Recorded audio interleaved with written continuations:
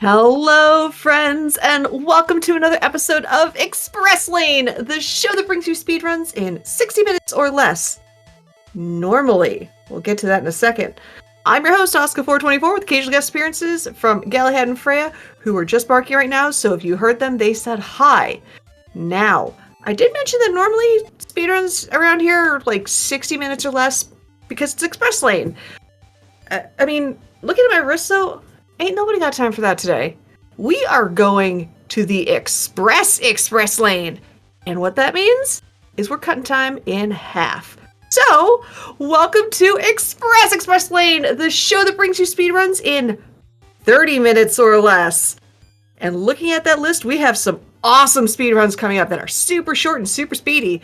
We've got Sonic Adventure Big Story, we've got Disruptor, Japan 80% regular, Neon Beats, 80% glitchless plus DLC, Finding Frankie, 80% inbounds, The Witness, Zero Lasers, 80%, which is a really cool trick coming up after the next run, and that is going to be Mighty GUNVOLT, all levels, GUNVOLT with Phil 7. So Phil, hello, how are you doing? I am good. Yay! I did notice that little quirk when you released the game list for this was everything was less than 30 minutes, but Yep. I wasn't sure if that was intentional or just so I didn't want to I should have just mentioned it. I was onto the game from the start. I try to mix it up once in a while. But yeah, welcome. I am ready to see some awesomeness here. All right. I guess I'm good to start. Yeah, you are good to start whenever. Oh yeah, so I'm Phil 7, as mentioned. I've been on Hotfix a couple times. I've been to GDQ. Mighty GUNVOLT was actually my first ever marathon run for Speed Gaming back in 2020. But I've never done all levels. This is my first time doing all levels for a marathon. That is, I've ran it obviously. All right, so we're gonna play as GUNVOLT in 3, 2, 1, go. All right, so there's a bit of a story here where I don't know the story, but as you see, there was 3 character choices between GUNVOLT, who is the main character of this game, Beck from Mighty Number 9, and Ikoro from Galgun, which I've never played Galgun, so I don't know who exactly that is. So all levels is these DLC levels, which aren't DLC for Steam players. They were DLC for the 3DS release, but then later, obviously, as I said, they were free for Steam players. I'm not sure if it was free for PS4 players, though. But PS4 version of this was also Japan only, so I have no clue. So we're starting with I already forget what level this was called. I think it's Highway. I read things and forget immediately. That's same, honestly. It looks like a highway, so I'm going to assume it's Highway. Yeah. But we're starting with this because this is actually...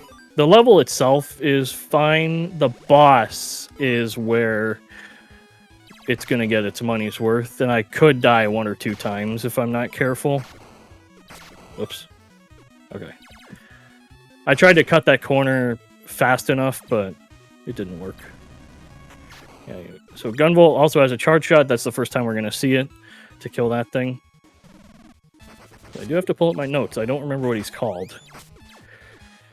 So he does this spin jump, which is annoying. That dash kick is a little easy to predict, but if I'm not careful, it's tough to dodge. Yeah, that's... He's being rude. Yeah, this is okay, good comeback. That was a fine fight. Nice. But he was called Brandish, I guess. I don't actually know. My notes I wrote very weirdly. They're not in order of what I'm actually playing at, so I have to actually look. Fair. So now we can go to whatever the level this is. I already forgot. Because they're not all... My notes only has the first 5 levels, which I already know what those levels are because I've speedrun 80% way more than all levels. So I guess that's on me for preparation. Alright. We'll just call this the gymnasium I avoided in every level of school ever. Yeah. Too much dodgeball for me. Too much volleyball for me. Basketball was my one non-dodgeball sport I was terrible at. Ah, gotcha. Right. So we'll see most of those enemies later. They hide in the windows there. I already forgot what windows were called. But yeah, it's a gymnasium. I don't know what these things are. They're shooting balls at me, but they're pretty rude. That's kind of a tough jump on that second one. Good thing I got it. Nice. Because they actually deal a lot of damage. And in this game, you have very little iframes. Oh, wow. I ran into him still. But this one, I'm going to charge shot. I probably could mash him down, but for the sake of not losing too much health. Oh. Okay, that's what I wanted to do, but I wasn't quick enough. Or I was too quick, maybe. Totally. Alright, so those big hearts will fill our health to full from any amount. That's not guaranteed, that's just good luck on my part. Right, that's a character. Yeah, his name is Mr. Happiness, which you can tell why. But he'll run at you, and we'll get unlucky because if we get that very left spawn there, that one will always hit you if you have your charge shot out. So it's either react to it or just take the hit. So I just took the hit. Alright, so Biolab is actually kind of a tough level. Tough level, kind of easy boss if you know what to do. Okay, usually you want to kill that. These doors are kind of annoying because you have to actually mash them down. But the gimmick of this level is these lasers, which we actually don't have to deal with them too much. We just have to sometimes shoot buttons and it'll change patterns. Okay, want to go top row here because those frog things are really annoying. So if we can avoid them as much as possible, that'd be great. Luckily, they only take 3 hits, so we can mash them down pretty easily if they're in our way. And we want to go down this way, not the other way. Nope, that one always catches me by surprise. Okay, well, okay, I got health there, so that's fine. I was gonna grab the big health, but the one thing dropped health. Gotcha. That's a pretty tight jump on that second frog because you kind of bonk your head intentionally. Okay, good. Nice. Nope, I got hit by the second one anyway. Oh well. I'll take 1 hit over 2, so that's fine. And I got health. That one you can't really jump over. I probably could have taken the top road, but we're going too fast for this, and I messed it up already. Alright. Luckily, okay, I had 2 hearts. That's double hearts, very nice. lucky. So I got another heart anyway, but the hearts will stay on screen even if you leave because you don't go too far.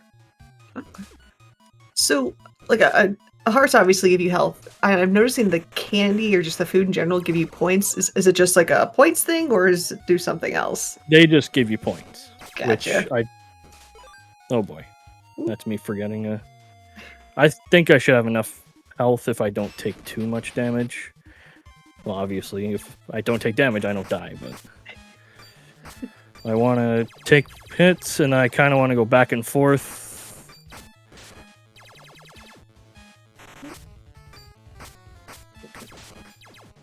Okay, I got a 3 hit there, which is good, so I'm just going to wait it out and play it a bit safer. Because they're going to stay at the top and keep shooting, so I want to keep going back and forth. Killing their snakes, because their snakes are really annoying. Don't kill that one. Uh-oh, okay. That was a very big choke job on my part, but we'll just try it again. Yeah, you got it. Yeah, you kind of have to stand, like, flush. Not really flush, but,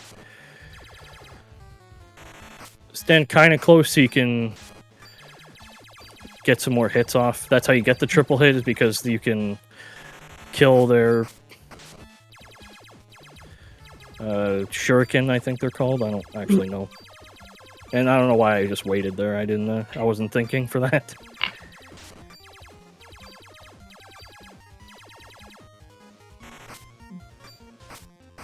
Alright, now we beat them.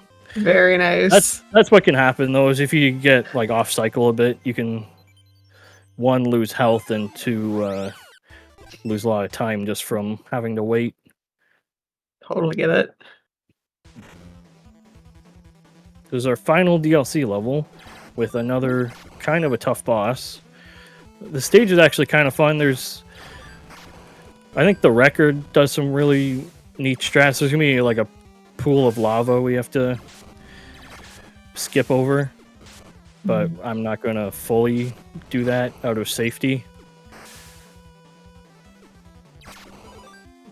Right. So the one thing of GUNVOLT's moveset that I didn't really explain was he has a double jump because Beck has kind of a dash. You charge your buster thing and then dash with it, and then GUNVOLT has a double jump, which makes skipping certain things easier. Gotcha. Usually I shoot that guy because it takes too much time. Alright, we're gonna wait there, double jump over the lava. Oh, 2 big hearts. Even though the second one is just for points at that point. Alright, so here you can, if you're comfortable enough with the boss, you can just ride over that lava pretty much. Okay. I don't remember how much damage it does. I don't really want to know. Fair. Right. That big G is a extra life, so if I do take maybe too many deaths, hopefully not.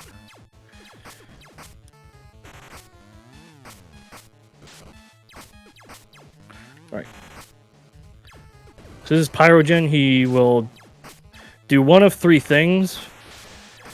But this third thing he only ever does when he's below half health. Right, that was a fine fight. That's good enough. But you just have to remember, those flame pillars that come up will always come out in the same pattern. So you just kind of have to get toward the middle of the screen and get a charge shot off. And now we can actually play the game. Hey! This is first level train. Our first... level in any percent, but our 4th or 5th level here actually. So we have to deal with those doors. We can usually double jump over that guy, but sometimes my brain decides I want to shoot the guy for some reason. That's fair. Right. So we can double jump, get a quick kill on that. I don't know what any of these enemies are called as well, but I'm just assuming that flamethrower is Iron Man, just for the color palette. That's my headcanon. You are fighting the Avengers. Yeah, maybe. I'll try and remember that. Oh, yeah, okay, I didn't take a hit. You can normally jump over, and then I'm going to... Oh, I still only took 1 hit, okay. I didn't... You can double jump over Iron Man there. If you're fast enough. Because you go, like, right against the edge, which I didn't need to do there. But this boss, Viper, his big gimmick is fire, obviously, looking at it. But you want him to stand still and shoot fireballs at you. Like that. So if you can get him to do that, sort of. But with the way he jumps, as you saw, he can also just stand against the lava. Okay, that was good. Nice. That was fine enough. So with all levels, does it matter if you go regular levels and then DLC, or DLC and then regular levels? DLC's a bit faster. You probably could, mostly because of menuing, but well, I guess menuing doesn't matter because it's actually IGT for the... okay. Because of load times. Because one thing was, when this first came out on Steam, the load times on PC, I don't know if I just had a bad computer or what, but my loads on PC were like 10 seconds slower than 3DS. I still don't know why. I think it was just my bad computer, because like load times are fine now, but load times are like instant on the 3DS version. I think they still might be a bit slower on PC. That is wild. Yeah. But I think just for resetting's sake, they do DLC levels first.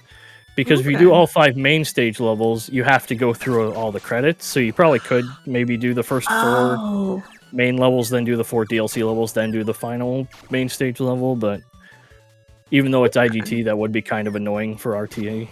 I gotcha.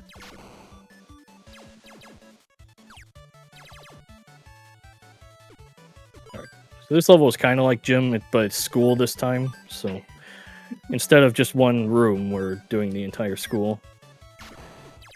I mean, I know my school had those just random ladders, like a floor and a half up, just kind of sitting there chilling. And speakers that shot you. Right. All right, so this boss, his name is Mr. Demon Plant Jr., by the way. I want everybody to remember that for the rest of their lives. Mr. Demon Plant Jr. So you want him to shoot his little tentacles here, and we're going to stand kind of by him. Oh, almost got it. If you stand like right under him and charge shot with GUNVOLT, I'm missing these terribly. You kind of want to stand like just under that, in the middle of that first window there in the middle, and then you can actually one cycle him. But that was still, he can get really bad with luck, so that was fine. Gotcha. Right. So the lab is kind of a tougher level. We have these spinny things again. I don't know what they're called. And then we have these plants that shoot bombs at you, so you're kind of just hoping for good luck with it. Gotcha. I don't know what I was doing there. But they take 4 hits as well, so you kind of have to mash 3 and then either wait or just take the hit. Mm.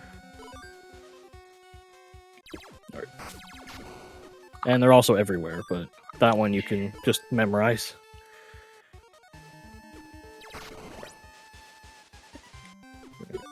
Climb some more ladders, and then we have a big horizontal section.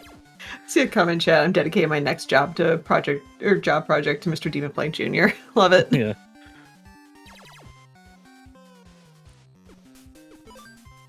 If you want to start a fan club, don't do it in my name, but for him. Demon Plant Jr.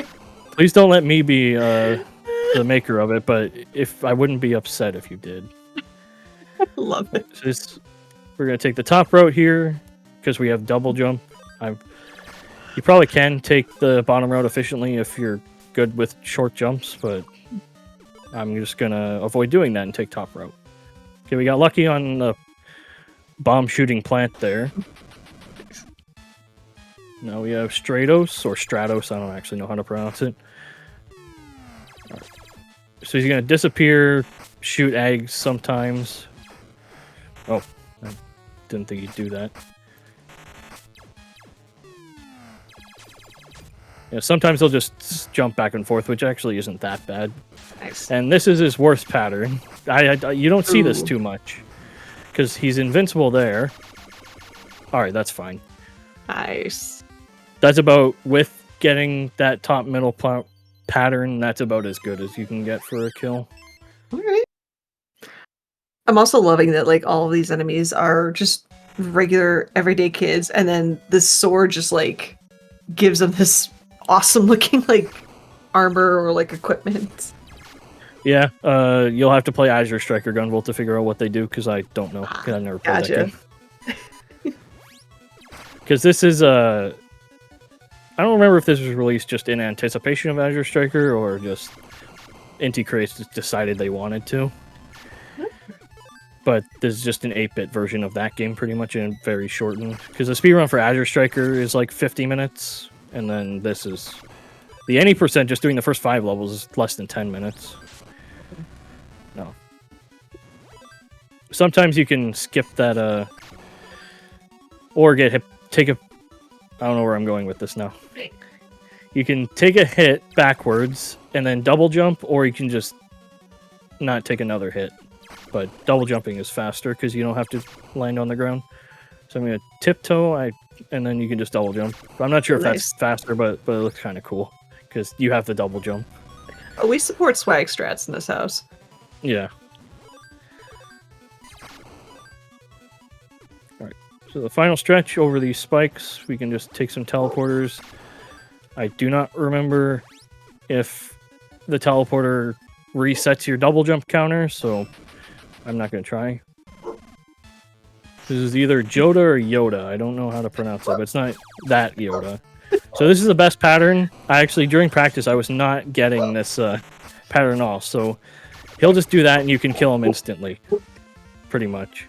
No kidding. But he'll also have patterns where you can just go around. He'll just go around shooting lasers. It's really annoying.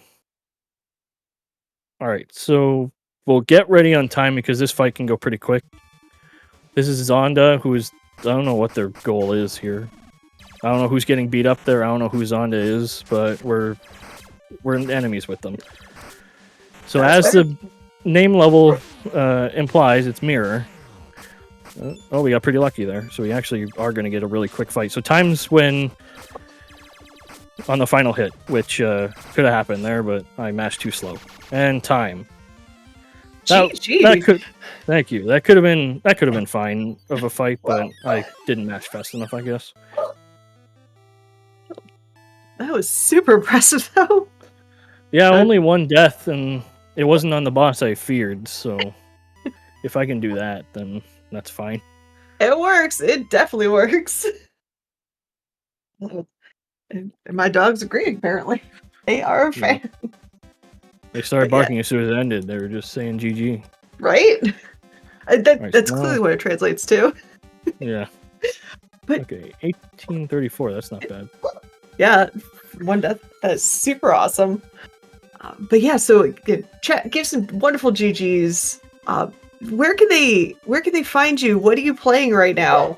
I'm playing tell this. Us where we can. Apparently, you can find me on twitch.tv/propiece_. I don't actually stream that much, but if I do, it might be this because I did submit this to SGDQ, so hopefully it might get in, it might not. I won't be upset if it doesn't, obviously, but no, fingers crossed. Yep. And then you can follow me on Blue Sky Phil7 if you still use Twitter, Phil7F1. It's Phil and then you spell out 7 then F1. Nice. All right. And yeah, so thanks for having me though. This game's really fun. I hope more people should speedrun this game. I'm like the only active player in the last 2 years.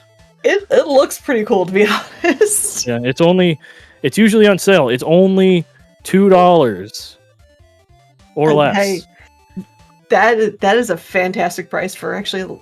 I play a lot of games that are in that $2 to $5 range. So heck yeah.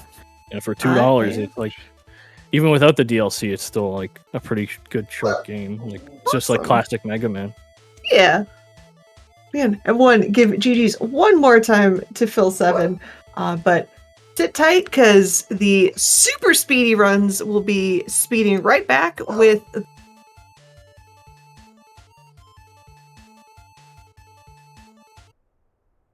Hello, friends. Are you back from your hydration break? Because you better be. It's the Express Lane. You need to see this next run because I've been told there's going to be some potential wildness happening and a boat that's glitched, and I'm exactly what I just said. Right now, we are going over to Troy of Athens to see the witness 0 lasers, any %. So, Troy, explain to us what we're getting into right now. Okay, so yeah, we're going to be skipping pretty much all of the game with this, which is why it's 0 lasers. So if you know the any percent for end of this game, not the any percent, the essentially entering the mountain percent. A standard playthrough would be about 7 lasers. We're getting none of them. So, yeah. And that'll be due to the glitch that you will see when I get to it. So I'm just gonna start right away because I want as much time as I can for the glitch. Can you give me a countdown? Yeah, I will definitely give you a countdown. Good luck, because I know you'll be in super focused time, so you won't be able to hear me. But good luck. The chat is absolutely rooting for you, and we can get started in 3, 2, 1, go. Okay. I'm not used to starting there. It's starting on movement typically, so I wasn't Don't have all my stuff right in Oh. order, but okay. Do you remember the Now I'm countdown? ready. Okay. It doesn't matter. All right, 3, 2, 1, go. Good luck. Okay. So, these first few, if you don't know The Witness, it's very heavily inspired by Myst, I would say. But in a much more modern sense. So I do have the ability to move around the island. This tutorial area is just showing the main puzzle mechanic of this game, which is these mazes. And all of these mazes are just get to the end. There's no rules in these mazes. There are rules in later mazes, but we're not really going to solve many panels. These little mazes are called panels in the game, and we're not really going to be solving many of these. As I said, we're skipping a lot of them. I think we solved a total of 15 panels in this entire run.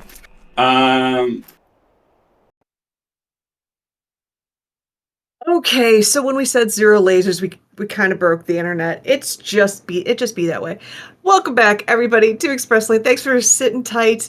We are going to be going right back to The Witness, 0 lasers, 80% with Troy of Athens. So take it away and let's just start from scratch. Sure. So yeah, as you said, 0 lasers. So in a casual playthrough, it's going to be 7 lasers that you would normally get, but we're not getting any lasers. So you will see that, and I'm going to give myself as much time as I can for the glitch. So I'm just going to start right away, and it starts on first movement. So all right, so 3, 2, 1, go. Okay. And this is tutorial area. We're on an island heavily inspired by Myst. And we're just there's just a bunch of panels with puzzles on them. And all of them are just mazes. So we just have to get to the end of the maze for a lot of these. And there's hundreds of panels in this game, but we're only solving about 15 of them. So it's going to be doing these first panels. Sorry. I like how for people that run The Witness, like I would be the puzzle would be like completely encompassing my entire screen, and all of you Witness speedrunners are like, I'm just gonna like solve this in the corner and on this map or that puzzle panel that you can barely see. I'm like, oh. It's funny you mentioned that. Yeah, so you can snipe puzzles. Yeah, it's called sniping in the community. You can snipe puzzles anywhere you want, and yeah, sorry, that's the majority of the panels right there for us, just in that tutorial section. But yeah, shout out for puzzles. Yeah, I do love puzzles. I have run other versions of this game. I have run 7 lasers before, so I know the game, but I just enjoy this run because of how honestly stupid the glitch is that I will be doing. Right now, I'm just walking over to the other side of the island to get to where I need to be to do the glitch. And it's very much with sniping puzzles in mind. So, okay. And for those that might not really know The Witness, like, what do you mean by, like, what is a laser normally? So, you won't see them. It's kind of, it's almost not relevant for this run. Not fair. I will be casting. Yeah, I did. What? No! There's a boat down there that I just solved to spawn it in. I guess in this box is a laser that shoots at the mountain up there. Don't need it. Oh, that's one of the lasers. I just passed by one. We're going to the top of the mountain, which is the end game area, but we're not going to enter the mountain. We're kind of going to go around it. You'll see.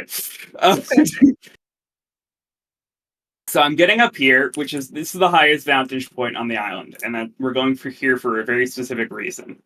So I am now in the correct setup for this. So this is the glitch that I'm working toward, hoping to get.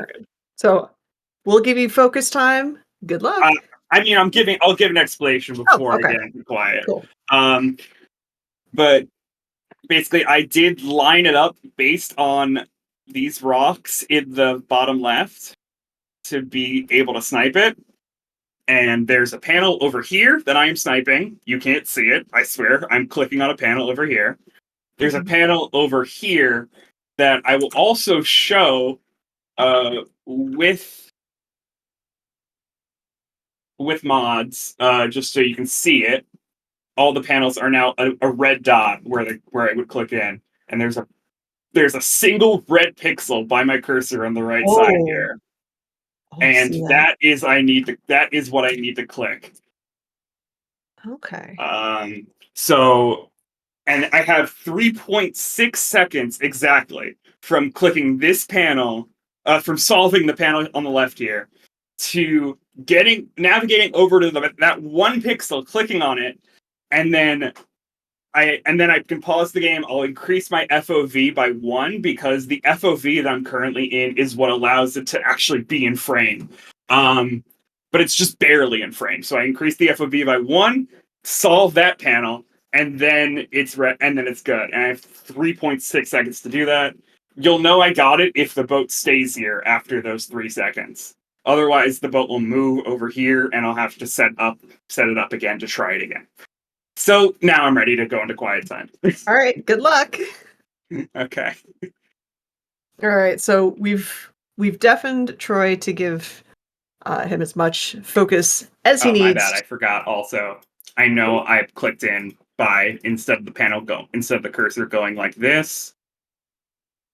Eventually, it'll stop getting smaller when I click, and it will just stay the same size, and it will also hear ringing, which will say that which essentially indicates to me that I selected the panel. That's the main cues for myself of how I know that the glitch is working, essentially, that the triggers are working. Gotcha. Okay. I'm good now. But he can still talk, so... But yeah, so while we were giving Troy some wonderful time to focus, because also chat, when he hits us, pop off, because this is going to be absolutely... I got it on first try. What? No, I didn't. Damn it. No. What? I thought I had it. Oh, okay. It looked really close. I think I was like a frame off, maybe. And you'll see the boat in a weird state right now. Oh, nope, never mind. I didn't even solve it in time. Well, in that case, what I will do, because if we're gonna hit it in the first couple times, I will just let you know right now that there's a marathon coming up called Summer Games Done Quick 2025, and it's gonna be live in Minneapolis from July 6th to the 13th. If you want to volunteer or run at the event, all you have to do is submit your applications by the end of this month, March 31st, or you can register to attend the event by May 26th. All you gotta do right now, chat. I know you know I love doing those exclamation points, so go and put exclamation point SGDQ in the Twitch chat right now and visit gamesdonequick.com for more info. I know I've submitted my set of 5. I know our previous runner, Phil, has submitted Mighty GUNVOLT. So if you're not sure about submitting, do it. You never know. And maybe that one time you submit, you might just see your name on that games list. Also, what you should be doing is checking out GDQ's International Transgender Day of Visibility celebration, which is going to be a weekend highlighting transgender speedrunners on March 29th and the 30th. Guess what? That is like this weekend, so you're going to want to watch it. Put exclamation point trans visibility in that Twitch chat for more info on that as well. And I don't know about you, I've seen that games list for TOV, and it's absolutely amazing. Yeah, this looks so tight to do. Seems like we're gonna try and make sure it's just... That one was really close. The boat came in at an angle there instead of perpendicular to the dock, and that sign was like just barely too slow. Also, what I absolutely love is just how people find these glitches, and how I usually run glitchless speedruns, so to see people to pull like that pull Got these it. off. Oh wait, what? Okay. Yay, GG! I am surprised that I actually got that in under the time we needed to get that in. Oh, you Okay. got plenty of time too. I can't tell. I'm not looking at a timer right now because I just needed to hit that on stream. Oh, we only just hit 8 minutes, so you're good. Beautiful. That's awesome. So yes, I did that. You saw how fast I had to dart my cursor to the other side of the screen to make that work. So yeah, the boat is now in a glitch state. I have walked over to the boat, and the boat is simultaneously here and on that left dock that we were at before. That we were looking at before. Normally the boat would be giving us like splash animations, like a boat would normally do when it's at a dock. It would be water would be rippling. It's not here. It's over there. That's why. You have created Schrödinger's boat. I love this. Yeah. So because of that, the panel that would also be here to navigate the boat around the island is currently closed to us, but I can still click on it and interact with it. My cursor is locked into the panel. I am using it.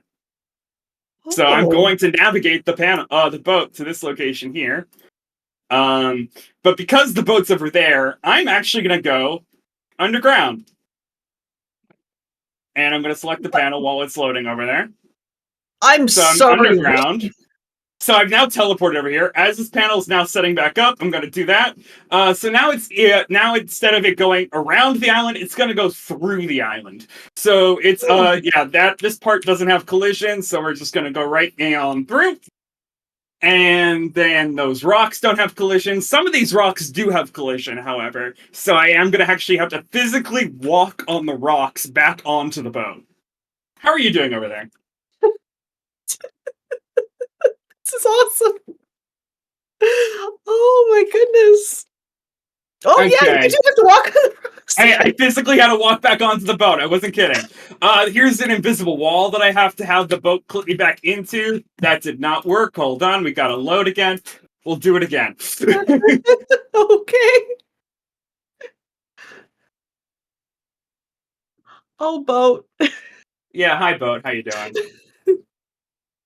This is boat storage, by the way. This clip is called boat storage. Oh my god. I just like how the boat's like, I must go. My boat friends need me. Sink. In the run, I do this boat at the fastest speed, by the way, as well, in my PB. And in the world record, of course, as well. So, yeah, like, literally, we're just going through things right now. This is found because the community to witness is incredibly talented with decompiling the game like crazy. So all this stuff was found just pretty easily by them, or at least it seems easy by me because they're already finished decompiling it, and I'm just like, yep, here it is. Okay, cool.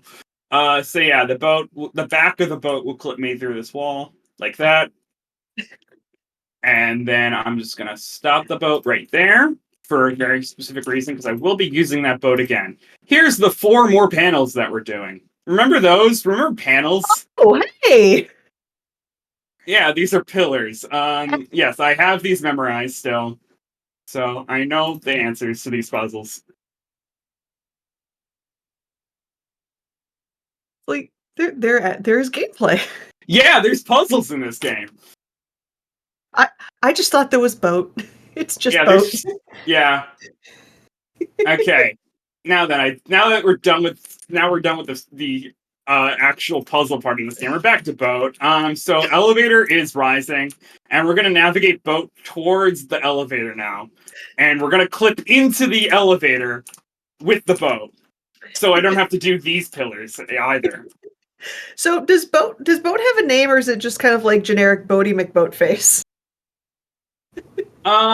It's just I don't think community's ever named it now. Okay, 4 more panels and that will be time. So 1, 2,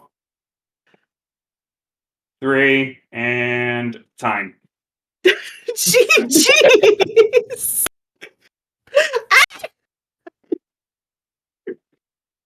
So you hear music, you hear lines. I will stop this in a second because I could do the other run now, apparently. Do I have 3 minutes? Yeah, you do. Yes. Okay, cool. So I'll do that as well. So I'll let this play for a second. You notice the music has stopped in the background, and there's no voice lines happening right now. And that's actually because we navigated the boat back to another dock. So in a second, you will hear the bell to indicate, yep, there it is. The bell to indicate that the boat has just docked at the next place. Oh my boat. My boat. And then eventually, whenever the next voice line would be, the voice line would kick back in, but the music is now gone for the rest of the sequence. So yeah, we've completely glitched the crap out of this game.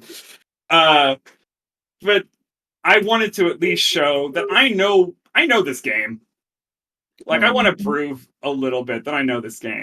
Do I show 3 minutes after that explanation? Richard said an Okay. This is just called the challenge. I'm just gonna do one run of it, and if I fail it, I fail it. I have done this before many times. I'm not the best at this. I feel like the witness community speedrunning in the chat are going to laugh at me but because of how bad I am compared to them, but you just did the boat glitch, so you're good. Yeah. And actually, for those tuning in while we're getting set up for the challenge, if you missed out, you are okay. Yeah. All right, then give your own countdown. Okay. So yeah, challenge starts in 3, 2, 1, go. Good luck. Okay. This goes along to the song Hall of the Mountain King. So I have exactly as long as the Hall of the Mountain King to solve this challenge. If I'm any slower than that, I just fail. So yeah, I'm doing panels. Do you want me to explain panels, or do you just want to talk? Do a little bit of both. I'd say for those that are just tuning in, if you missed out on like previous Hotfix shows, events like Back to Black, Frost Fatales, or you missed out on that amazing boat glitch, you should be checking out the VODs over on youtube.com/GamesDoneQuick because that was awesome. But yeah, give a little intro on panels. So now that we are doing actual panels. Yeah, now we're actually doing puzzles, and I know how to do them. So yeah, that one had some rules of blue and orange, so it was doubled. Where I clicked is blue, the other one is orange. I had to get all the orange ones with the orange, I had to get all the blue ones with the blue, and also get black with either. That's that rule. I have like a bunch of panels to get through. This is Tetris. I have to get a 3-segment and a 4-segment in there, and along with Hexagon have to be together, so those two have to be touching at the same time. Sorry, I'm thinking. No worries. Heck, I can keep yapping while you're thinking.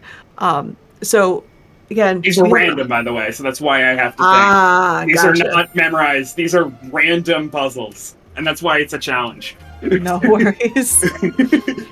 Well, I'd say friends watching, if you want to head over to Discord, because y'all we're all on Discord, head over and join the official GDQ Discord and add the Hotfix Enjoyer role, which is super cool. It helps you keep tabs on all the upcoming events. You can talk with staff and other showrunners and a whole bunch more. It's going to be popping off soon, especially with Summer Games Done Quick 2025 coming up. Go into Twitch chat right now, where you are, and put exclamation point Discord in Twitch chat. I'm gonna reroll this panel. Go for it. So if you fail a panel, you can reroll it to help yourself, because I cannot get that for some reason right now. No worries. I'm sure someone in the Discord will post an image of that and solve it in their own time, because that's what the Witness Discord does, by the way. They're just like, oh, you can't solve it? We'll solve it for you later at a different time. I am forgetting the solution that I literally did for this like 2 minutes ago. Or not, less than a minute ago. Look, I'm lucky I remember what happened like 2 seconds ago. Nice. Okay, see, it's a different puzzle now. And this one's easier. Cool. This one's just the simple ones from the tutorial. Just have to get to the end.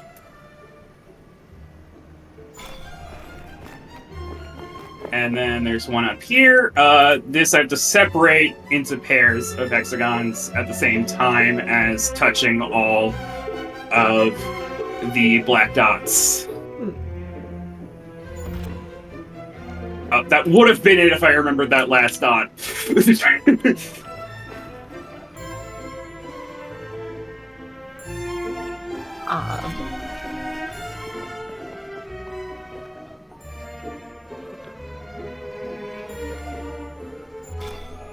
I'm happy that I got to be able to do this because I wanted to actually show that I know this game. Because I literally skipped over all of the game.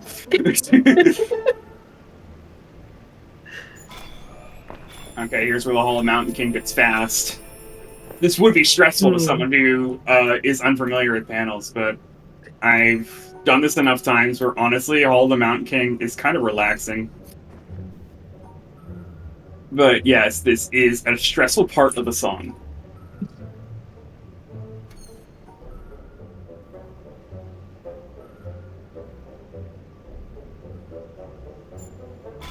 Just have to isolate the colors for that one.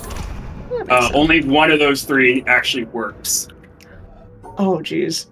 So you had to figure out which one of those actually had a valid solution.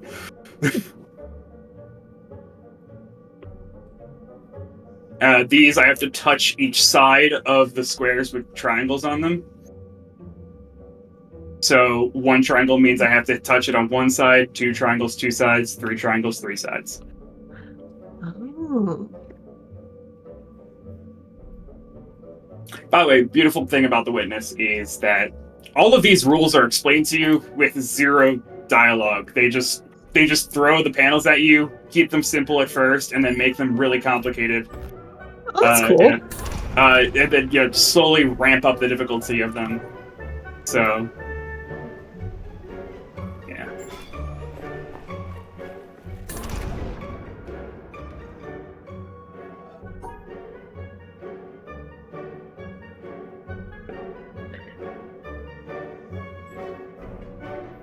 I usually double check. There's 2 on that one by accident. Hold on. Because if you fail these, it's a lot harder.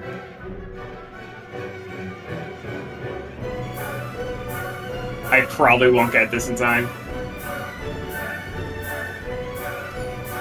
No worries.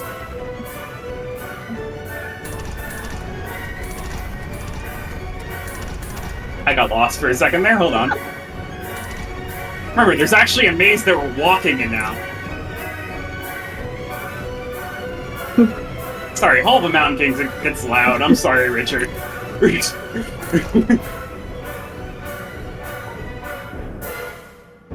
Yeah, we're not getting there. Hall of Mountain Kings almost done. There are a lot of panels. I'll just navigate to the end so I can show you where I'm supposed to go.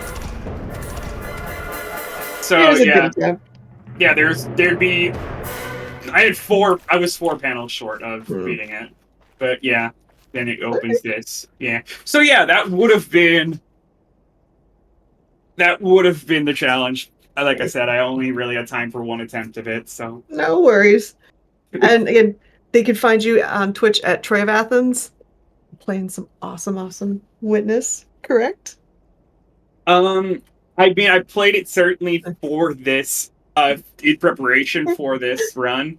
I did play it. I do play it sometimes. I'm honestly kind of in a kick of not speedrunning a lot lately, but as some speedrunners are. But if I am speedrunning, you can find me at Troy of Athens, as it's spelt below me. It's only Y's. There's no E's in there. No, yeah. Yeah, no, that was absolutely amazing. Chat pop off for that 0 lasers glitch of blah. That was so cool.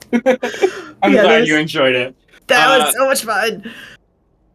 I will also mention, that I also do commentary for races for Super Mario Odyssey, any percent. So you can also see me doing commentary for that. That's more often what I do. I don't stream as much. But no, GG's, everybody give GG's Trey of Athens for an amazing Zero Lasers glitch. A really awesome attempt at the challenge. But sit tight, we're going to be coming back and changing genres into Finding Frankie. So stay tuned. Yes, it is. This is Yay! indeed the first time this game has been shown off in a major speedrun channel in any capacity, GDQ otherwise. So, very excited to show this off. This is Finding Frankie. It's very interesting game. It's like an odd fusion between Trepang 2 and Poppy Playtime. Sounds weird, but you'll see what I mean when I get into it. I'm not joking. All right, I'm here for it. Yeah. Also, this is going to be any percent inbounds, as it were saying. There is an out of bounds run for this where you can do a trick to skip from the very beginning to the very end. But the process to do that is very difficult, on top of how difficult this game is to execute already. So I'm opting to do inbounds for this. Okay. Yeah. We are ready when you are, then. I'm excited. Yep. Yep. So time is going to start when I'm going to skip this cutscene, and time will start when this loading symbol disappears in the bottom right. All right, go. Good luck. Yeah, thanks. So, I mentioned how this is Trepang 2 was fused with Poppy. This is what I meant by that. You have this slide right here, and there's a couple of neat movement tricks we get to do with it. If you slide into a jump, you can keep the momentum from the slide, and we chain that with bunny hopping as well, which I use an external bind to accomplish. And that's going to be our base movement tech. And also, if you slide into a wall and then jump while you're pressing up against it, you'll get a bit of extra height from that, which we're going to be using for a few platforming skips throughout the run, in tandem with the slide jumps. So we'll grab our suit real quick right there, because the general idea behind this game is we're in a very deadly version, and by very deadly I mean very deadly, version of obstacle course game shows that you might be familiar with. Like Wipeout or something like that. For instance, we're going to go right here, and that guy's going to get killed right off the starting line. Oh, okay. Get used to that, because that's what the rest of the game is going to look like. I'm in. And also, we just saw our main puzzle mechanic that you'll see a lot of in this run, which are these breaker puzzles. Basically, you just have to activate a certain amount of breakers to open up doors to proceed through the game. And right there, you can see the parkour movements shine a little bit, because we were able to progress through that room really fast. Here, though, we're actually going to use it to skip stuff, because we were supposed to climb up some stairs there at the start of this puzzle, and also do some wall jumping to get across that top part of the room there. We just skipped that entirely, and we're already into another breaker puzzle. This game gets very fast-paced, as you can probably tell, and it's honestly a little hard to play well sometimes, but it's very rewarding nonetheless. Another helpful tip with the slides is that you can kind of buffer it when you're in midair, so that helps a little with setting some of these up. Slide jump right over that. So I watched a VOD or two of you playing this, and yeah, just that movement tech immediately had my attention. I was like, that is not what I was expecting in this. Yeah. Like I said, it's a very weird fusion, but it just works. And it's really cool. Honestly, that's sometimes the best things. Yeah. I also did some slide jumps in that little event right there. Those are pretty hard to do, because in order to get a slide through, you have to have a tiny running start, and you don't have much room in those vents, so it's pretty hard to set it up. So we're just in a chase sequence with Frankie, who's definitely not out there trying to kill us. Don't mind all the blood, by the way, on those obstacles. It's fine. Minor details. They're going for aesthetics and mood or something. Yeah. Yeah, this parkour park might have multiple OSHA violations up its sleeve, but we'll just ignore those. Considering I work in safety, oh, you just hit a part of my soul with that. It's fine. It's all virtual. It's okay. Okay. So I hit a pause buffer right there. That's just to hit a checkpoint so that you can reload it to progress. That avoids having to wait through that animation of falling down the slide. Another quick break puzzle. And I mentioned I can do some really cool wall jumps by slide jumping in the walls. You'll see a pretty good showcase of that here, because we're gonna get our main tool of the game, at least for this beginning portion. I'll go Deputy Duck. You'll see what that's about in a second, but first we're just gonna parkour on some invisible walls. And just like that, we skipped most of this obstacle course. Or Well not, then. because I didn't get... darn. So I was trying to edge my way around some red squares that are very aptly labeled out of bounds. I'm not kidding. I noticed that. Yeah. And if you hit those, Frankie, who is obviously the big bad this game, comes out and tries to kill you. Also, I needed to reload right there because if you fall in that one corner, you are soft-locked. Oh. Yeah, it happens, though. We'll just get right back to it. If I can slide jump. There we go. There we go. So let's get the slide jump this time. There we go. Nice. Yeah. And we have some walls to jump over here. We can accomplish that with some slide jumps. That is actually pretty hard to do because you can get stuck on the walls of that cylinder very easily. Alright. So now we get introduced to Deputy Duck with this great cutscene. He has some trickery we'll need to deal with to get past the door in a second. But I just like this cutscene because he acts really silly. And it's great to watch every time. And you're forced to watch this because you need Deputy Duck to progress, like I said. Gotcha. Wow, the death glare we're getting from that duck. Yeah, and the quack as he hits the ground.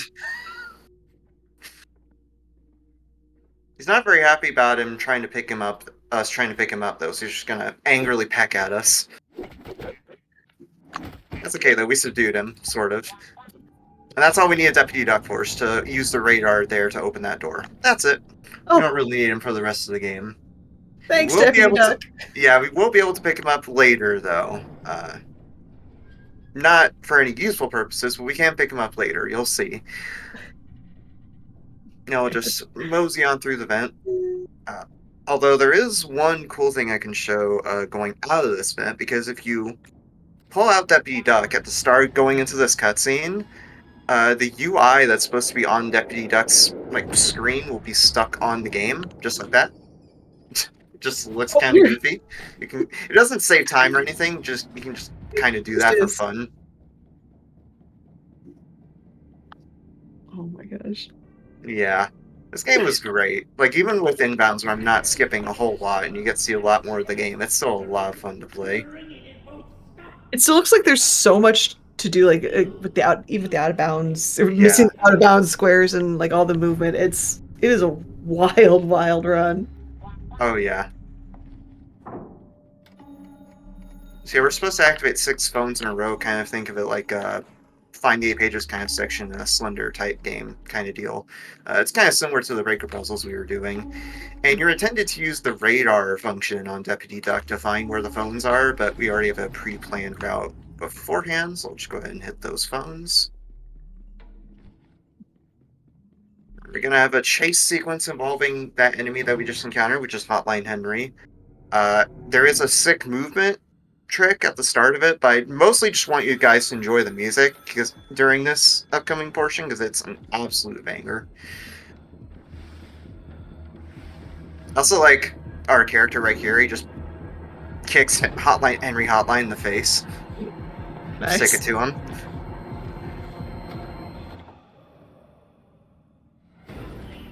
So it turns out you can slide jump in this too, so we'll do that. And just watch me zip down this hallway right here.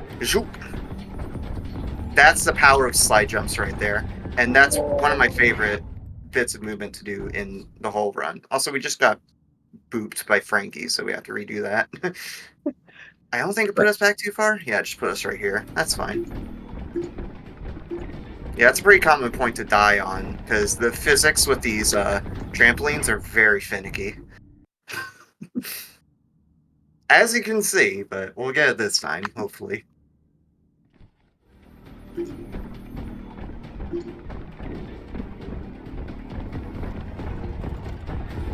There we go. Got over it that time. He was just so impressed with the zoom. Like, Yeah. I just gotta say hi. Fine.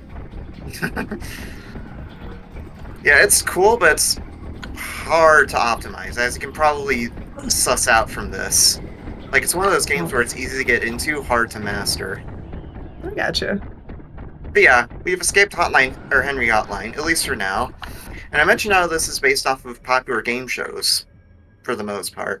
Now we're going to play a deadly version of Hole in the Wall. Don't mind those saws, definitely not an OSHA violation. No, they're fine. Not at all. And this is supposed to be like a pretty stressful portion of the game from a casual standpoint, because like it's hole in the wall. You're trying to dodge all these props coming at you from the abyss right there.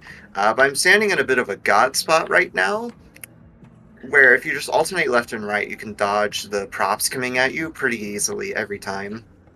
Nice. Yeah. It's kind of funny because this used to be a big stress point for me. Like, I get past the early game with all that tough movement, get to this part and die to the saw blades. And then a moderator for the leaderboards of this, Melody, let me know that you can actually just alternate left and right like this. Oh. Makes it so much easier. Actually, I'll do a quick cut and say for the last couple seconds, I'll say, hey, FYI, go to gamesonquick.com/hotfix to check out this season's lineup, check out the schedule, and get an in-depth look of this week's runs and cool runs like this one, because I'm loving this so far. I hope you are too, chat. Yeah, this game was an absolute blast. Reminder, if you guys do not know, this is coming out on consoles pretty soon, so Ooh. even if you don't have a PC, you have a way to play this game. I'm always really intrigued to see the difference between like the console runs and the PC runs. Like what can the consoles do, or what differences are there? Because usually there's like some tweaks or like some things that they can't quite do. Oh, actually, accidentally did that. Or I'm supposed to do that puzzle later. I got sidetracked. Whoops. That happens. It's all good. Yeah. I had a brain fart and did something I'm supposed to do later. It happens. You're just going too fast at this point. Yeah. It's express lane now, I guess. Exactly.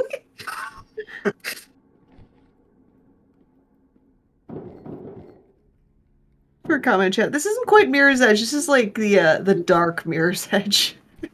Basically, yeah. It's honestly a pretty apt summary. And no, it's not about. This is a game that actually is really, really new. Came out last year? Yeah, it was like October of last year, and I picked it up a couple months after that. Nice. I just kind of picked it up because I was bored and wanted a new mascot horror game to play, and it blew my expectations out of the water. It's so fun. Speaking of fun, we get to see the real Frankie, totally not clickbait. That other Frankie we saw, that's the evil Frankie. This is the good Frankie. Ah. Yeah. I also like the awkward pause before he finally starts talking to us. People I was not expecting here. There we go. Ah. Surprise! Don't worry, your mask-covered head. Jeez. I'm the real Frankie, and totally not a lazily written plot device. So you can't break out of this, unfortunately, because once you get here, it just spawns some invisible walls around you. Also, the voice acting in this game is great, by the way. I don't think I've pointed that out yet. Like Frankie right here, Henry Hotline that we heard earlier, and we will hear in a little bit. Peak voice acting. Like, totally not a plot device. Oh yeah. Yeah, this game has a lot of great dark humor like that for sure. It's like you were mentioning, like with mascot horror. I was like, I was definitely expecting like one thing when I started looking into this run, and kind of like you, it blew my expectations. I'm like, oh, this is not what I was expecting from a mascot horror. Uh-huh.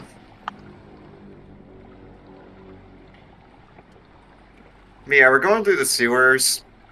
Again, definitely not an OSHA violation, but nope. We're going down here because to finish off the game, or at least before we get to the finale, we're having to go to 2 obstacle course type areas, kind of like where we were just at with the hole in the wall minigame. And the doors for those aren't powered on, so we have to turn on the breakers for them. Just like that. So these stairs right here really like to slow you down. It's kind of annoying. So you kind of have to press the shift key for the game to let you sprint again. Oh, hi. Yeah, hi Frankie. He's just warning us that other Frankie is out there trying to kill us. He's fine, just crawling along the vents. It's all good. Nothing to see here. Yeah, no, nothing at all.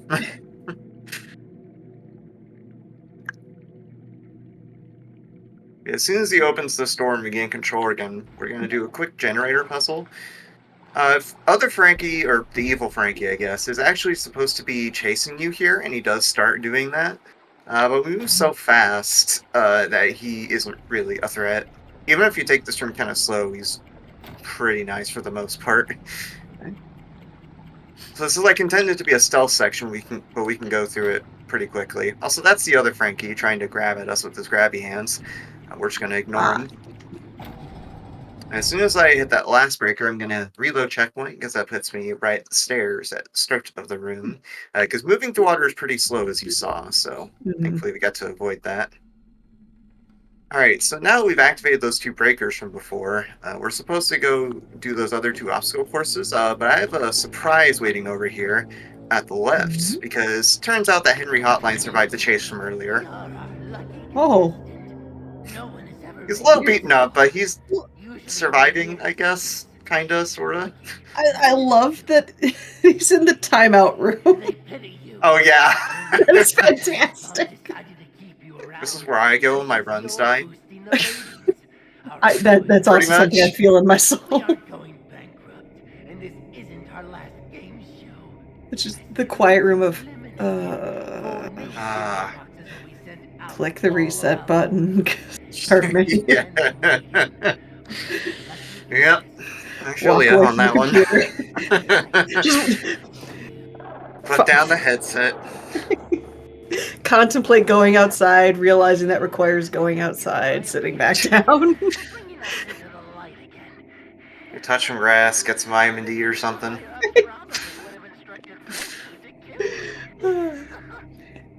Just want to go full still and just watch like a video of somebody touching grass. Like, all right, that's close enough. I met my quota. Right. Yeah, it turns out that this person that's calling him here is a scam caller. Because he's going to pick up the phone and he's going to meet an explosive end real quick here.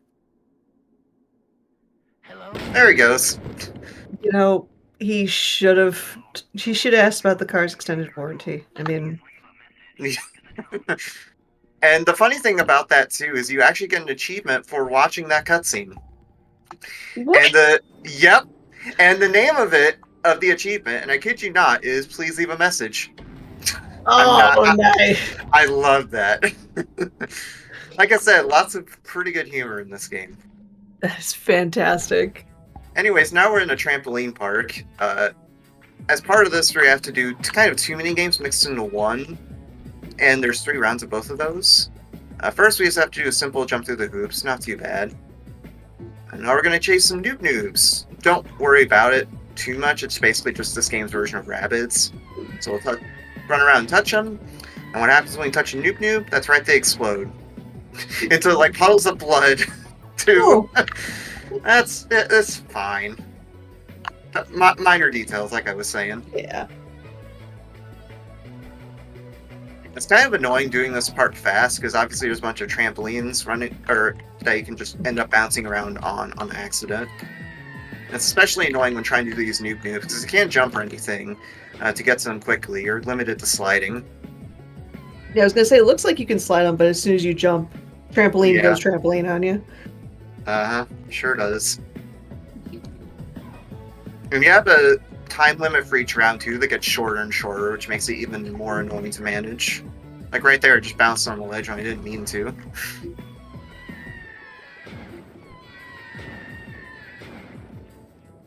Oh, I did a jump there by muscle memory, but I saved it with a slide. Can you die, please? Thanks.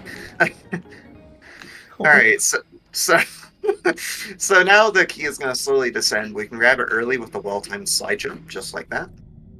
Very nice. Yep. All right. So now we're gonna do the puzzle that I accidentally did earlier.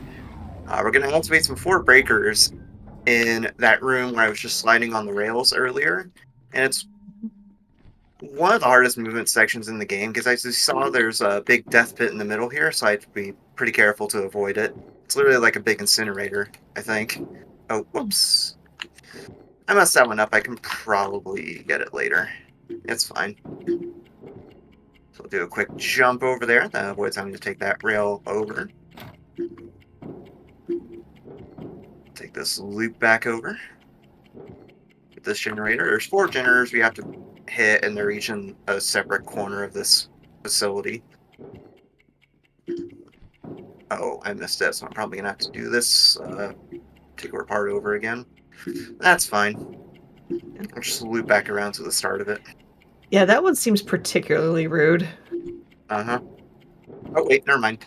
Got it on the way back. Very nice. Yep.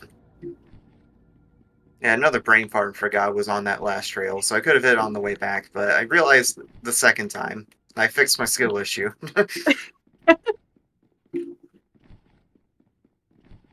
Alright, so we're going to go over to this big door leading to Frosted Peak, the last area of the game. And you just saw right there, 2 keys required, but I only put in 1. On the release version of the game, which is what I'm playing on, there's a bug where you only have to put 1 key in compared to the 2 you're normally supposed to put in. Normally I would have to, in this case, go to a second obstacle course, which is basically a water park themed area, and I'd get the second key there, but old patch bugs get to avoid doing that. Gotcha. And this final climb is filled with a whole bunch of movement optimizations, like getting on that rotating arm right there. That avoids having to take a trampoline to get up there. Now we actually get to Frosted Peak, but before I actually do Frosted Peak, I'm going to do another slide jump. It just makes this a bit safer because that avoids spawning a purple goop that would normally gradually rise up as I'm doing this last obstacle course. And if, again, with game show analogies, if you've ever watched Wipeout at all, and the final Wipeout zone is supposed to be like this really hard obstacle course, that's basically what this last course is in a speedrun, because it's really hard to do fast, and its course is at the very end of the run. Go figure. That sounds about right. Yeah, so typically when I do a run of this, and I get to this part on a good pace, I start tensing up. Because one misplaced jump, and I get hit by those punchy arms that you kind of saw there, it's all over. We got past the hard part. There's one kind of hard part here at the end, where we have to do another one of those cylinders, but it's a lot bigger. But I have a setup for it. So we should hopefully get across it first try. Very nice. So that's the last real hard part of the run. But we have a final boss to deal with before we actually finish the game. If anyone here has played Fall Guys, little-known party game, and the hexagon disappearing stage, we're basically going to do that here. And I mean that quite literally. Yeah, you do. Yeah. Before actually starting it, though, I went through a random hole in the floor there. Again, minor details. And touched the floor. And reload a checkpoint. That skips a cutscene where other Frankie would dive bomb into this arena. And like I said, this is like the hexagon level from Fall Guys. So we're basically going to do just that. Although there's some cheese I'm going to try to do here to make it a bit easier. Nice, got first try. So if you drop onto this wall here at an angle, you can just stand on the edge of this pipe, which has a switch right here that we need to activate to actually end the game. And when I'm in this spot, it's basically a god spot, kind of like the spot from the hole in the wall game earlier. So I can just sit here and wait until the minigame ends. Also, Frankie is going to get a quick word in here. It's like, I heard you got a good spot. Oh. At least he self-censored us. He knows we want to keep this PG. But yeah, since we can do nothing but wait here, technically, until the run ends, I like to just watch and see what Frankie does, because obviously he can't get to us with us being in this spot right here. So he just like jumps around and does whatever. And he gets very confused trying to find a way to get to us. You can even see if he's on a space where there's very few squares next to him, he just like starts hopping around like he's vibing to try to figure out a place to jump. I love that. If we're lucky, he can end up falling in the pit, but it's pretty rare from my experience. Okay. Well, in that case, I'm going to hop in with a really quick announcement to remind everybody that subs, Prime Gaming subs, gift subs, and bits that you cheer on this channel, GDQ Twitch channel, will help support Games Done Quick Hotfix and shows like this, and runners, bringing runners on to show some amazing runs like Finding Frankie. So if you enjoy watching these speedruns, definitely consider subscribing to the channel and get access to the super cool emotes we have. You can get ad-free viewing, and you can chat with other subscribers during our replays and get an awesome little icon thingamajigger on our official Discord, which is !Discord, with a few seconds to spare. Yeah. Speaking of which, time is going to be when I flip the switch. Time. GG's! Yeah. Now, lost a bit more time than I expected because of some brain fart stuff, but it's fine. We still did a pretty good showcase of the game, I think. Because this, even when it goes like sideways as you just saw, it's really fun to play. I just love the falling noobs. Yeah. I don't know if it's like cute or nightmare fuel or a little bit of both. I'm here for it. Yeah. Yeah. But Yeah. no, GG's, that was awesome. Yeah, Finding Frankie is an amazing game. Super Blue Games are the developers of this, and they did a banger job with it. But yeah, so thank you so much, Nerd Squared. Where can people find you? What are you currently playing? Yeah, so you can find me at twitch.tv/N3RD_squared. I mainly speedrun and do challenge runs for horror games and also do casual playthroughs of some other stuff.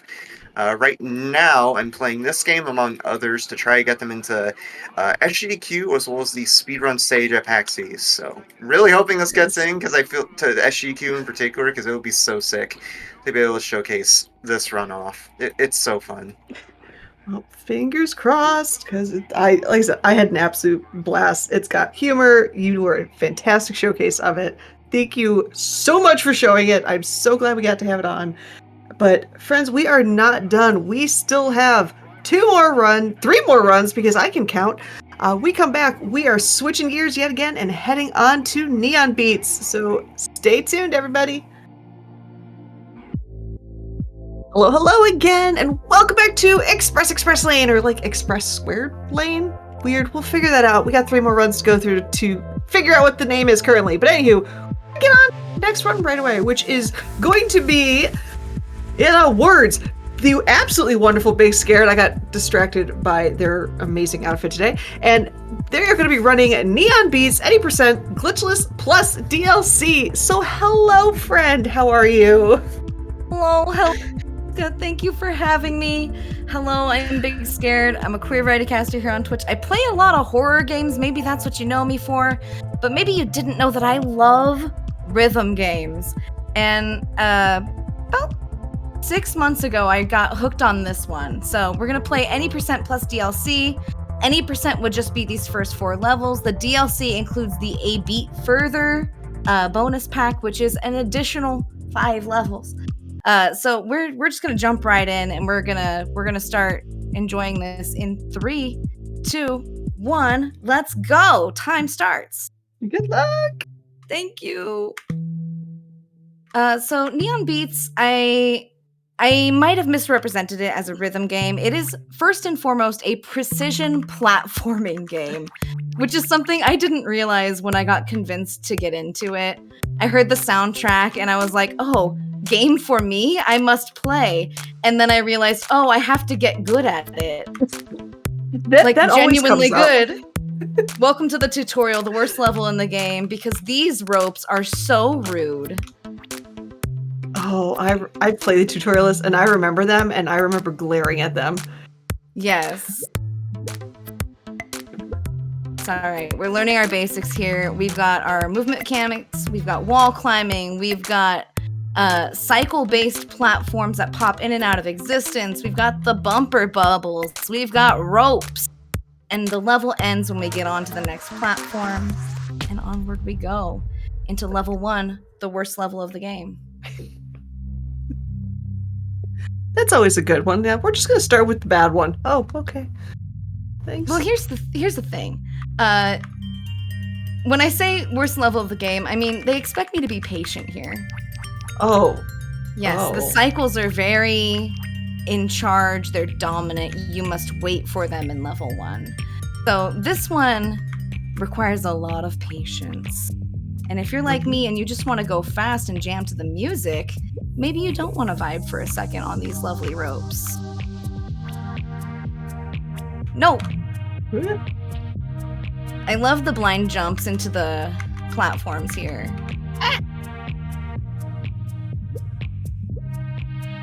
And that's the beauty of Neon Beats. It's entirely cycle-based, and so if you fumble one, it's going to be really easy for you to get back into the position to try again. But sometimes, depending on how tight those respawn points are, you can get caught in a little bit of a death loop, which you might have noticed me get stuck in there for a second. And those become even riskier as the game progresses and stages become more chaotic, more frenetic, more fast-paced. You'll notice I'm pausing for the cycle here because this room is a little stinky. And if you fall, you don't want to fall into the abyss of spikes. But we're through. Now, those bubbles, like, do you jump in the direction based on where you land on the bubble? It depends. This is a game that was made by student developers, and so sometimes what the bubble is intended to do is not what it actually does. Fair. I will say that the angle and momentum that you approach the bubble is very significant. It helps to hit it full on at the center at full speed if you want a nice launch. But that being said, sometimes it can produce a higher yield result than you're looking for. Welcome to level 2, the worst level of the game. This one is very tricky. It is incredibly cycle-based. There's moving platforms all over the place. We noticed we missed the cycle here. That's all right. Oh, I see what you mean by that potential death loop. I would have 100% not stopped myself on that jump.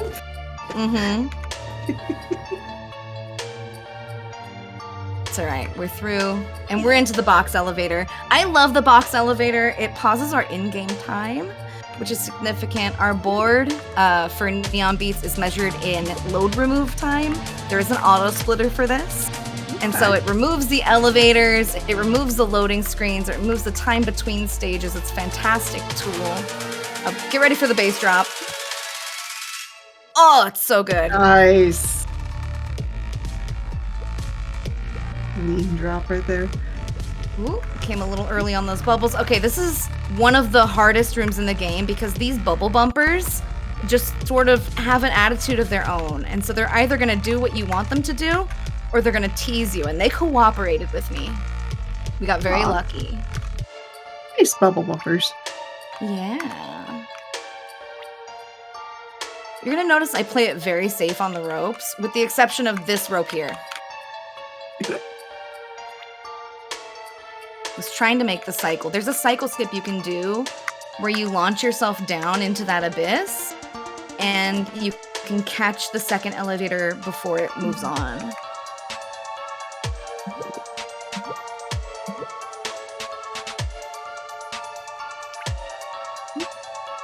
Now, I remember this was a game of the month for Fatales, was it not?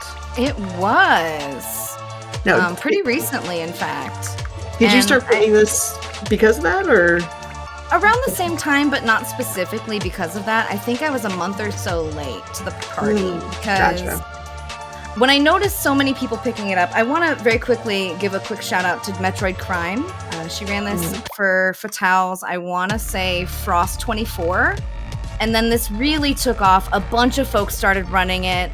Soulmass ended up leading it for the Fatales Game of the Month. And then by the time I caught it, it had infected binary breakers. And a whole bunch of folks over there were running it as well. And so I was like, okay, the base game is free. Let's check it out. Platforming games aren't really my thing, but I love rhythm. Mhm. And then when I loaded it up for the first time, I was like, oh, this DLC is only like $1.50 United States dollars. Why not? And then after 5 continuous hours of eye-bleeding grinding practice, I was speedrunning the game.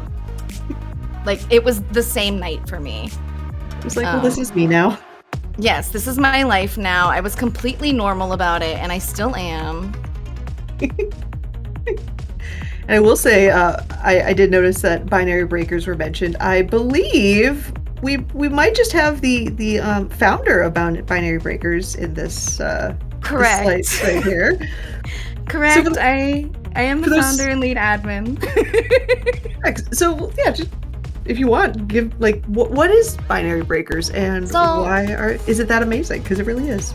Yeah, binary breakers is a really cool thing. We noticed.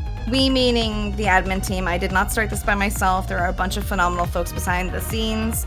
About a dozen of us came together and realized that there was not really a space in gaming for folks who are somewhere between, within, outside of the gender binary, that femmes were really well represented, but that didn't quite describe everyone's experience.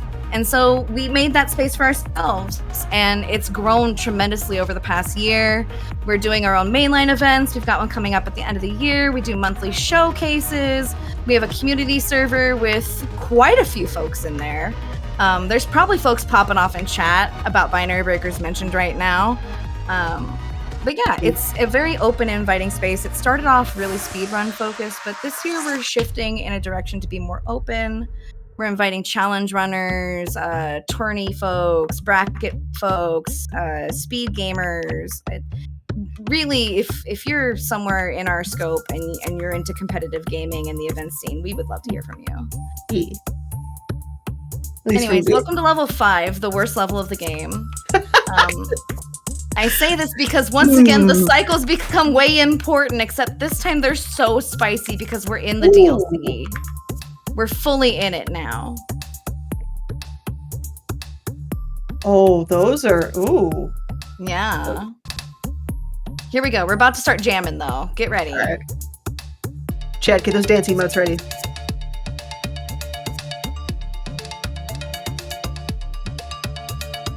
That jump always makes me nervous. Oh, that was so clean though. It's all right. We're playing with portals. Hey. Chat, I heard you liked portals, so I brought portals to go with your portals, so that way we can portal while we portal. How's that sound? At least not cycle-based. Sometimes they are. Oh no. Sometimes there are. There's going to be one later on that I call a trust fall, because you have to do a blind jump into the frame where the moving portal is. And if you don't nail it, you gotta go back like a good minute in the level.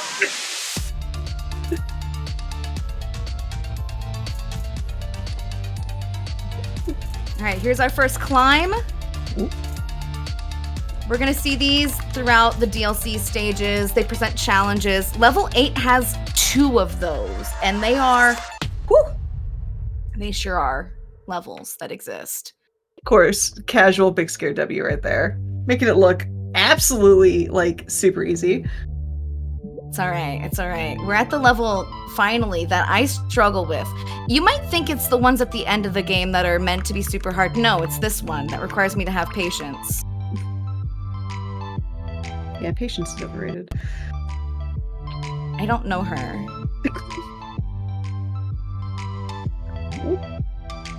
Nice. I like to think of this level as the VVV level.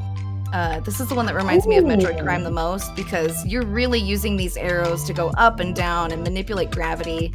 If I were to be doing an all notes run here, we would be using the arrows to do some speculative flying into hard air. Let's just do this the easy way. I was trying to show off the fancy drop there that I like to do, but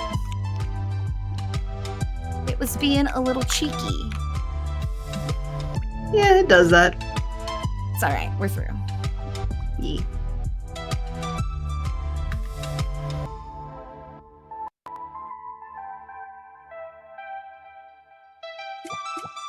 Got a big wide room here. This one is interesting because this launcher in the lower left has a mind of its own. It doesn't really matter what angle you hit it at or what speed you hit it at. It's just gonna launch you however it feels. And the same is true of this room. And we got lucky. Nice. I have died so many times in that room to bad launcher. Which said, no, you get to stay here a little bit longer. Oh, Yes. thanks.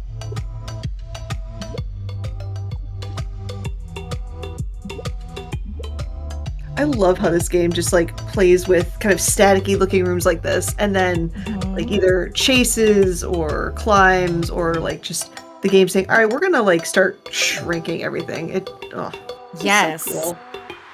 I think it really lends itself well to the minimalist design too, right? Because if it were any more detailed than this, it would get muddied, it would get chaotic, it would lose some of the ominous nature of just the spike wall of triangles coming at you. Right? All right, this level is super fun. I'm gonna lock in. If you have any announcements you want to hit the folks at home with, now is a fantastic time. I mean, technically I already have, but I can remind people that, as I said at the beginning, Summer Games Done Quick 2025 is going to be live in Minneapolis, Minnesota from July 6th through the 13th. And if you want to volunteer for the event, if you want to run at the event potentially, submit your applications by the end of this month, which is March 31st, coming up super soon. Or if you just want to attend as an attendee and vibe with us, the registration is open until May 26th. So use !SGDQ in the Twitch chat. Or just head over to gamesdonequick.com after the show. Stick around because Big Scared is being awesome. We have 2 more runs after them. But yeah, gamesdonequick.com for all the info you need. So definitely come hang with us. It is so much fun. You get to meet a lot of really cool speedrunners, a lot of cool friends that you didn't know you had to meet in person until you got to meet them in person at GDQ. So it is a heckin' good time, and you should definitely check us out. And who knows, you might see some of the Hotfix showrunners there, so you can meet and greet and say hi with us. We don't bite, I swear. Question mark. Okay, we don't bite, I promise. But there's some really cool events, panels, some just awesome gameplay, an awesome arcade, and there's this really cool practice room where you get to see people like Big Scared just practicing and vibing to games like this throughout the entire week. So again, SGDQ in Twitch chat or gamesdonequick.com for more info on that. And now I'm just going to watch the awesomeness that is the rest of this level because it looks so cool. All right, teach you how to fly, Oscar. Are you ready? All right, I'm ready. I'm I locked need you to in. believe in the power of arrows. Here we go. I love that so much. Fantastic. Oh my god. That right there is what put me on the run. The end of level 6 is what got me speedrunning this game, because when you nail that the first time, it is so satisfying. Unfortunately, we're here in level 7, which is the worst level of the game. And I'm not memeing this time. I'm genuinely serious. This level is so hard because in addition to the moving platforms, the moving portals, we have moving spikes. I hate it. The cycles are intense. The ropes are gonna be intense. You know, let me just think for a second here. There we go. I didn't know there would be thinking in the speedrun. Thinking in this economy couldn't be me. It's the same, honestly.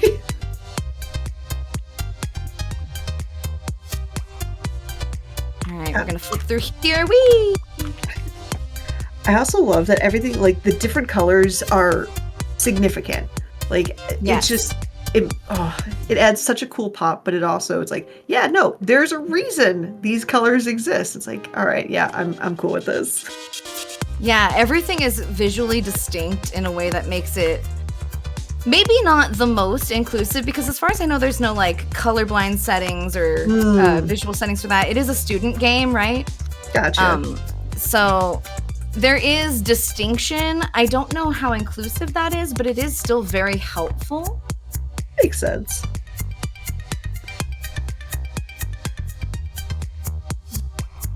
Oh, that just rude red spikes.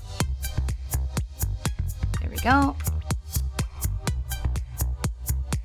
Of course they respawn. Rude. Yes, they do. All right, here comes the bop of the end of the level. Now, this looks a lot harder than it actually is. A lot of the spikes on this level are fake out spikes. You just gotta nail your jumps. And the same is especially true for level 8, which is the final level of the game. It is also the one with the best soundtrack. So folks in chat, I encourage you to dance. This is going to be a party. I also want to warn you, if I fail this first 30-second chase, we got to start from the beginning. The checkpoint is like a minute away. Oh god. Yes.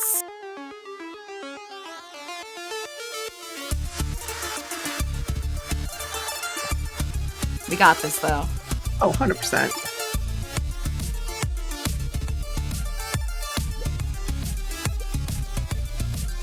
All right, this big arrow here's a jerk. You always got to hit it at the back end. And we're through. Nice. That portal is the first checkpoint of the level. Oh my god. Yes. And that jump right there, that innocuous little jump over the uneven spikes, is the hardest jump in the entire game. Really? Yes. Because the way it's structured, it's made to not be visually like eye-catching, and it's a weird shape. And so when you're coming up on it, your eye gets caught on everything else in that room. And so it makes it hard to know exactly how tall and wide it is. These ropes are also trolls. Yeah, they are. This room is also a troll. Level 8 is ridiculous because each of these challenges are intense. They take significant practice and memorization to understand. And they just come at you so rapidly that it's a lot of brain power. Let's do some portal magic. I'm down.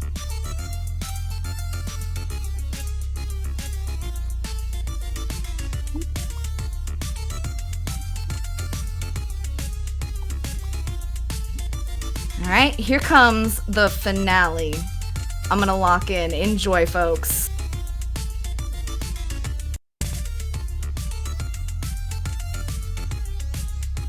Chase 1. It's gonna have a climb at the end.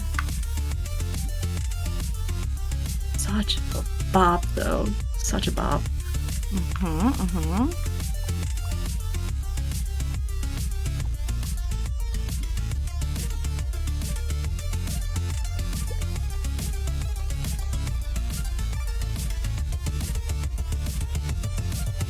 All right, let's do that again. Final chase. Hey! And the final climb. You got this. Yes! All right, tiny platform, don't meme on me. Don't do it.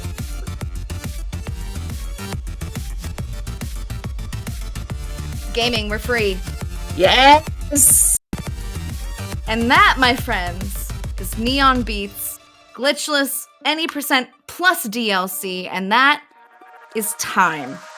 GG's. Thank you, thank you, thank you. My beats, they are neon. That was an awesome run. Thank you. I'm really proud of that. That was a fun one. I definitely agree with chat. Just capital letters. Gaming. Gaming! 100% gaming. Yes, we are big gaming up in here. But yes, thank you so much for showing that. Let everyone know again who you are, where can they find you, what are you playing, and give any extra shout outs you still got. Yeah, I'm Big Scared. You can find me here on Twitch, on twitch.tv/Big Scared. You can find me in most other places on the internet as either Big Scared or I'm Big Scared with no spaces or punctuation. If you see my VTuber, you know it's me. I want to give a quick shout out again to Metroid Crime and to Soulmass218 for helping me get into this game. To the Fatales, to Lady Arcaders, to Binary Breakers for all encouraging me to play this as well. I also want to give a very special shout out to the Clock Tower stream team, which is my horror community. I'm the events lead over there, and we are accepting new members through the end of the month. So if you like horror games, come talk to us. We would love to hear from you. And also, I want to thank you, Asuka, for having me back. I love being on Express Lane. Well, I love having you here because you are just a good. You are amazing, and we all love you so much. And you. Oh, now I got a sappy smile. Huh. All right, serious face. Grr. Okay, not really. I'm just gonna giggle too. Everybody give GG's one more time for Big Scared for the absolutely amazing run of Neon Beats and absolutely amazing Space Channel 5 costume that they made themselves because they are super talented as well. We have another hydration break, and when we come back, we are shifting gears yet again to Disruptor, so stay tuned.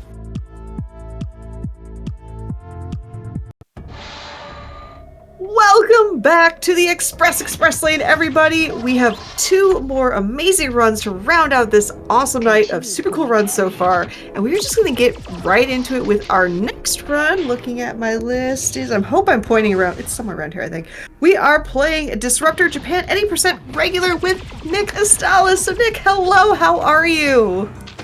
Hello GDQ. Welcome everyone. My name is Nick Astalis, and I'm here with Disruptor. And a friend of mine, if you want to introduce yourself. Hi, I'm Big Chickenator, and I will be co-commentating Disruptor with Nick. Yes, we've both ran this game. So this game, if you know it at all, you probably don't, but if you know it at all, this is Insomniac's first game ever from, what is it? Is it 96? I don't remember. Yes, at least that's what I 96. I know. On the PlayStation 1, it's basically a Doom clone, and there's like basically nobody that ran this. I did it like kind of as a meme at first, and then it kind of got fun, and now I like compete for a world record, and it's pretty cool. And Chicken is one of those people that has ran this game before. Of the like, I think 7 total people. Before me, there was only 2 people. So that's the history of this game. Yeah. So okay, the important thing to note here, by the way. As Chicken mentioned, English is actually very hard. We're playing Japan because that version of the game is much easier for 3 different reasons. First of all, enemies do less damage, so it's harder to die. Second of all, there is less enemies in the game starting halfway through the game. And thirdly, the final boss has less health, so it starts to feel like a bit more of a fair fight. So this is definitely the version to run. And I'm going to get into it here on the normal difficulty, not hard. That's a lot. And time starts when I get control after this cutscene in a second. So I'm gonna start the game because the most notorious thing about this game are these cutscenes. Yes. Oh yeah, and they're in Japanese too for you guys. The live action FMV cutscenes. So this is President Krieger right here, and we play as Jack, who's like in the some army thing of the world protecting Earth. So the good old days of these cutscenes. I love it. Oh yeah, this is pretty awesome. But okay, I'm gonna go ahead and skip this, and time starts in about 3, 2, 1 now. Okay. It's hard to time. All right, so this first level gauntlet here is pretty simple. Basically, the whole point of the game is to get to the end of 13 levels, these end teleporters, and just avoiding getting stuck on enemies throughout the whole time while managing our weapons, our health, and soon our psionic energy. So here's the first level already. No problem. Nice. Mission complete. it's good to note that the creator of the Ratchet and Clank games music, especially the original ones on the PS2, worked on music for this game too, which is very cool to know because you can feel elements of Ratchet in this game. Yeah, absolutely. There's a lot of reminiscence in there. All right, so here you might notice I just used my first psionic, which is called Shock. I'll use it again right here. Just that, you didn't even see it, but I killed that guy. That is my energy in the bottom right. And I also picked up this other gun, the plasma rifle, which just shoots little balls of plasma. It's the worst weapon. It's pretty awful. Basically, you want to use pretty much any other weapon besides that. But yeah, Shock is going to be a very useful psionic that we're going to be using throughout. It only costs 5 energy to use. You might be wondering, how do you get energy? Well, on this next level rooftops here, you get this ability called Drain, where you shoot out those orbs, but I'm not going to use it until the very end of the game. So for now, I have my first weapon upgrade, which turns my pistol into like an automatic pistol. So it's like actually like kind of decent now. Something interesting about this game as well is that there's a lot of parkour elements, and you can like do a lot of jumping and stuff. So there is a bit of that mixed in the gameplay here, which is pretty interesting. Yeah, this level can also be notoriously difficult to navigate, especially on the outer areas. It's at least very confusing for casual players. Yeah, this is quite a maze. This game holds a lot of secrets. There's a lot of really cool hidden areas in this game to explore, and I'm going to try to show off like a couple of them actually, because they're just like really quick. But we'll see about that. Yeah, so next we have Jupiter Station, which is also notoriously pretty hard. But we're going to get... Yeah, on hard mode specifically, which I have done hard mode runs of this game. This is the level for some reason, which is not even like casually the hardest level. But okay, so we just picked up a new weapon here, the AM Blaster, which is just a shotgun, and you can charge it to use 2 shots at once. Kind of like the Enforcer in Ratchet and Clank Rift Apart. Interesting. Yeah. It uses both barrels instead of one at a time. Right here, I'm going to do a trick where this door's locked, but if I just shoot it, it's going to aggro the enemies on the other side of it, and they're going to open it for me, so I don't have to go all the way around and press a button to unlock the door. So that's pretty useful right there. We also got... Oh, well, the objective of this level actually is to break the 3 of those terminals. That's the first one right there. And we'll find the other 2 as we progress. We also got another psionic in this level that I really don't need to use at all, unless I'm scared, called Heal, which uses 20 energy, gives you 20 health. It's a bit expensive, but it can be helpful in a pinch. I'm going to try to kill this guy so I can pick up some more ammo, because I do not want to be using this weapon specifically, like at all. Yeah, so managing your ammo on this level is particularly very difficult.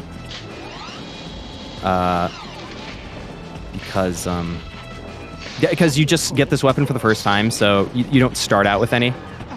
So you only pick up 2 per killed enemy on here. So we're just dropping down into these areas. Chicken, what do you think of this level? Well, there's a particular area in this level that I like to call the sleepover room, because a bunch of these guys hang out here. It's like they're having a little sleepover together. And that's usually a huge roadblock for me, at least when I'm running the game, because I realize if I get there and I have no ammo, it's a very low chance I'm going to survive. So yeah, kind of a difficult level, but pretty cool all the same. Yeah, and on English, when they do more damage, I don't know, some of this level is just pretty insanely hard. So I know where like these health pickups are, like those 2 right there. I'm going to open this, step back, blast those 2 balls right there. And then this guy right here, I'm going to kill him because sometimes he gets stuck on this door and it won't close, which can be pretty annoying. This is one of the longer levels of the run, which is pretty nice. This is definitely like the first one in a run where it's like, all right, is this going to be a run or not? Yeah, I see what you mean with just the absolute density of the enemies in this level, how like a harder difficulty you're on the English version. Yeah, this level can be a butt. Oh, nice. Yeah, they're just constantly being bombarded. All right, so that was the last terminal. So now we just have to hit this, and the exit is just beyond this room. so that teleports me up here. You're kind of in the way. All right, that's fine. All right, and then this is the end of Jupiter. Awesome. Very nice. All right. So Triton is the next level here. This level gives us our first health upgrade. We had 100 max health. Now we have 125 max health. You notice that other green little pill next to us. So you might notice there's going to be 4 throughout. We're only going to be getting 3 though. So Triton is a pretty simple level. Here's this level has something am I going to like go out of my way slightly to show off. Just like in the next room that I drop down into. But this is pretty simple. This level casually was very hard for me. I remember. Chicken, how do you like this level before I get into this next room? Yeah, there's definitely a lot of rats to get early game. And at least you have a health upgrade, which is a good reward for doing the last level. So here's this plasma lance weapon that you can pick up right there that you're meant to kill all those enemies in. Yeah, not something you'd normally get. I just wanted to show it off because I wouldn't get to otherwise. Nothing wrong with that. Yeah. So now we're outside here. Oh, and we just got a checkpoint, which I can talk about the checkpoints too. Chicken, do you want to explain how the checkpoints work? Do you recall? Yeah. So you hit these things called continue points where you can go off of when you die. However, Disruptor is kind of similar to a lot of games. You have a set of lives. You can only redo the level. I think it was like 3 times from a continue point before you game over. And if you game over, you're booted back to the menu, especially on some of the other builds that don't have saves. I can't remember if the Japan one has saves or not, or if it's just code dependent. If it saves? Complete. Yeah, I think it does. Yeah, there's a version of the game that allows for saves, and there's a version that doesn't. Oh, I actually didn't know that. Because, okay, well, on the version that I played, if you died 3 times on a checkpoint, you would just have to start the whole level over again. Because that's how it was. But yeah, here's Mars now, which I'm going to jump to switch my psionic in the air, so I don't have to waste time doing it, because you can't move while I switch psionics or weapons, which is kind of lame. So we start off this level with no weapons, so we're stuck only with our psionics. On this level, we get the most powerful and useful psionic of the game. It's called Blast, indicated by that little ball down there in the bottom right. So you throw out a ball, you can control it with left and right, kind of like the hover bomb gun in Ratchet & Clank 2. Interesting. And then when you kill people with this, they actually dissipate into like little orbs that you can pick up to refill the energy again. So it's kind of like a good loop. So like you'll see I kill that guy, he drops some orbs, and I got some back. And then on this level particularly, there's these little spots right here where it refills your energy just a little bit. So yeah, it's Mars. I'm loving the unintentional vibe shift from red to green. So Mars is apparently the Christmas planet. Yeah. Yeah, it's really cool, design-wise, how they changed it like that. It completely like changes the whole like tone of everything. So agreed. Yeah. Now we're in like some alien temple. The thing we're doing here is pretty significant. We're supposed to retrieve the psionic orb for Mr. President Krieger. So that's what we're finding in this alien temple, and why we're on Mars in the first place. That's coming up, I think, after this next drop is when I get over to that. So chat loves the orb. We all love the orb. We're going to pick it up, and it does have a little significance, actually. Here it is. Oh, here it comes. The orb. Ah, yes. Beautiful. I've noticed some of your fans are dropping your orb in chat, so... Yeah! Things make Let's sense now! Let's go! Yeah, we do have an orb emote. So that does actually have a significance to us. It increases our maximum psionic energy from 100 to 200. So that's really nice. I'll say yes. That's a woman. Big fan of those. I do see some some wee chickens, so Oh, it's yeah. different orb. Yes, it's the blob. We have orb and orb. All right, next we have Antarctica. This is the infamous level of the game by far. First time playing this casually, it took me about 2.5 hours to finish this level. Oh wow. It's a pain. Of course, I was on the English version. We get a new psionic here called Shield, which I'm probably not even going to use. Maybe at some point I can try to show it off, but it's pretty useless. It makes you walk slow. I know it doesn't even last that long. But yeah, Chicken, you want to talk about this level a little bit? Yeah, so this level is like Nick said, it's infamously terrible to navigate and play. So many of my runs have died here, so many runs from others have died here too. We're all not the biggest fan of Antarctica, but it definitely tests your skill. I had to get good to be able to eventually beat it, casually and in runs. Because navigating in a place filled with the enemies and switches can be really frustrating, especially if you're like me and can't navigate very well. Yeah, like this part in particular right here is kind of like an ice maze, and there's like a secret if you go like to the left over there. That tunnel on the left is pointless, it just comes out right there. And then this is the one and only checkpoint of this level, right here. So now we enter the interior part.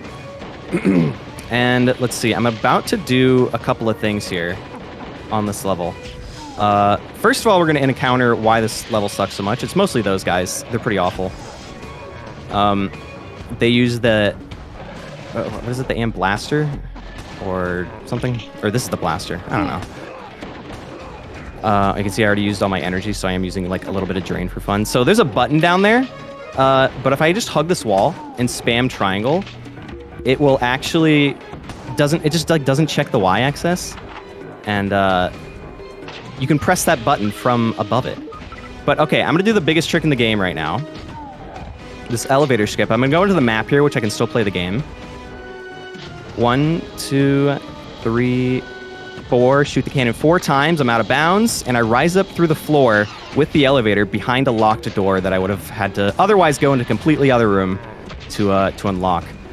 So that's definitely the flashiest trick of the run right there. And then I'm going to do this button thing again right here. Yeah, I heard that. That's going to open a door back over here. This, again, a very confusing level. You're going back and forth. It's very weird. You can definitely get lost. Let's see. That. And then, yeah, I was using the cannon, the lock-on cannon to do that trick, which is this weapon right here. It shoots like cannonballs that lock onto people. And it has a ridiculous amount of recoil. And you're using that recoil to just clip through the wall somehow and go out of bounds. And then for some reason, you continue going up with the elevator even though you're out of bounds. So that's pretty good. And then right there, I just picked up the little thing that we're supposed to pick up. The story. There's a story reason for that. You know what? I'll show off this weapon even. The AM cannon. It just shoots a bunch of balls, which do hurt you, by the way. There's splash damage. And that's the longest level right there. Complete. Yay, it's cleared. Oh my gosh. Yeah, and our reward, this blue goop. Delicious. Amazing. We like to call it spum. Which is... it's from Resistance. Yeah, there's a menu in the game that says spum. Yeah, it's supposed to be like the anti-copyright version of spam. And they called it spum. So... Hey, here's our new weapon on IO. We're going to use this jump right here. We can jump over this barrier, what Chicken called Lemon Leap, into the lemony void. And then we're going to use this lock-on cannon again to do a little boost jump backwards, again using the recoil to propel ourselves backwards and get over to this ledge a little bit early, which is pretty cool. So this is that weapon in action. It's pretty good. This is definitely like one of the best weapons to be using. So yeah, just off the bat here, get a new weapon, Lemon Leap, little boost jump. And then the whole second half of this has, oh my god, so many secrets with like the elevators and stuff. But we're not going to be seeing any of that right now. Chicken, what do you have to say about this? Yeah, this is It's just another level demonstration of how this game a lot of the time can feel like a maze. It's not necessarily like one that I believe tests difficulty, but definitely you've got to make sure you're going in the right places, especially during a run, and it can be hard to memorize since all you see is yellow in a lot of different directions. It's just yellow everywhere. Yeah, so we're just waiting on these elevators and strafing through these bullets so they don't kill us, of course. And then like if you like go back on one of these, it like takes you up into a secret room or something. I don't remember. You know what? Perfect time to plug my video. Go for it. Where my 13-month in progress video of this game and my whole experience with it, where I'm going to talk about my first experience, all the secrets, and the whole speedrunning arc of this. And you know what I'm going to do here? Speaking of secrets, I'm going to show you guys a little secret here. If you jump down this lava fall, this is a secret area, and it's going to bring us to... I can do this because it still progresses. I can pick up the other secret weapon. This is a Zodiac. Also a weapon from Ratchet & Clank 2. Interesting. And then it functions about the same as well. This and that plasma lance that I used earlier on rooftops. Was that rooftops? I don't remember what that was. But they are both one-time use weapons, so ban. It's just a room clear, just like that. Killed these guys over here too. I'm gonna use my shotgun to blast myself out of this hole to land up here, and then I gotta do some stinky parkour to. This is difficult. Runs down here too. That jump sucks because it's so laggy in there. Really? Yeah, it just like will eat your jump. Hey, there's a little peek of the orb up there. There it is. Hey, IRL orb? It actually exists. What? It actually exists, by the way. It's beautiful. All right, this is Reactor. This is a different type of level, finally. It's a timed level, which is really cool. What you're meant to do is go into all these side rooms and hit these pressure valves to like up the timer. But if you're good at the video game, you can just do this last one right here.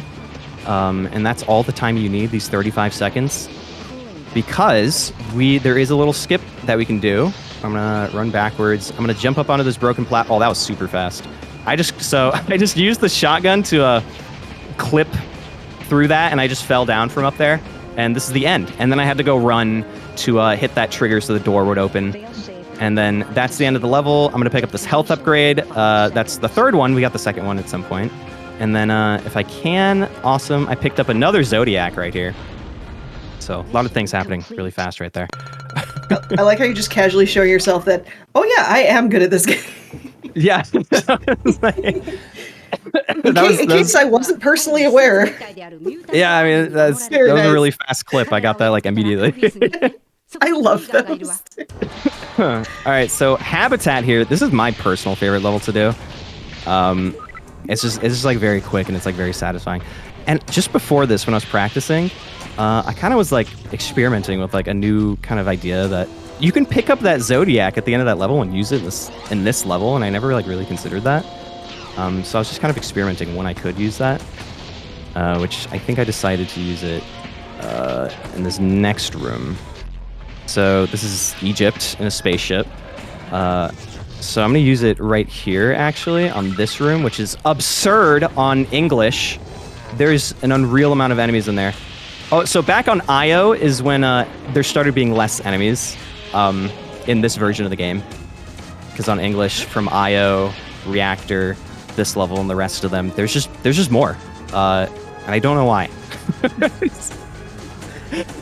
Somebody on the team had a really bad day and said, you know what?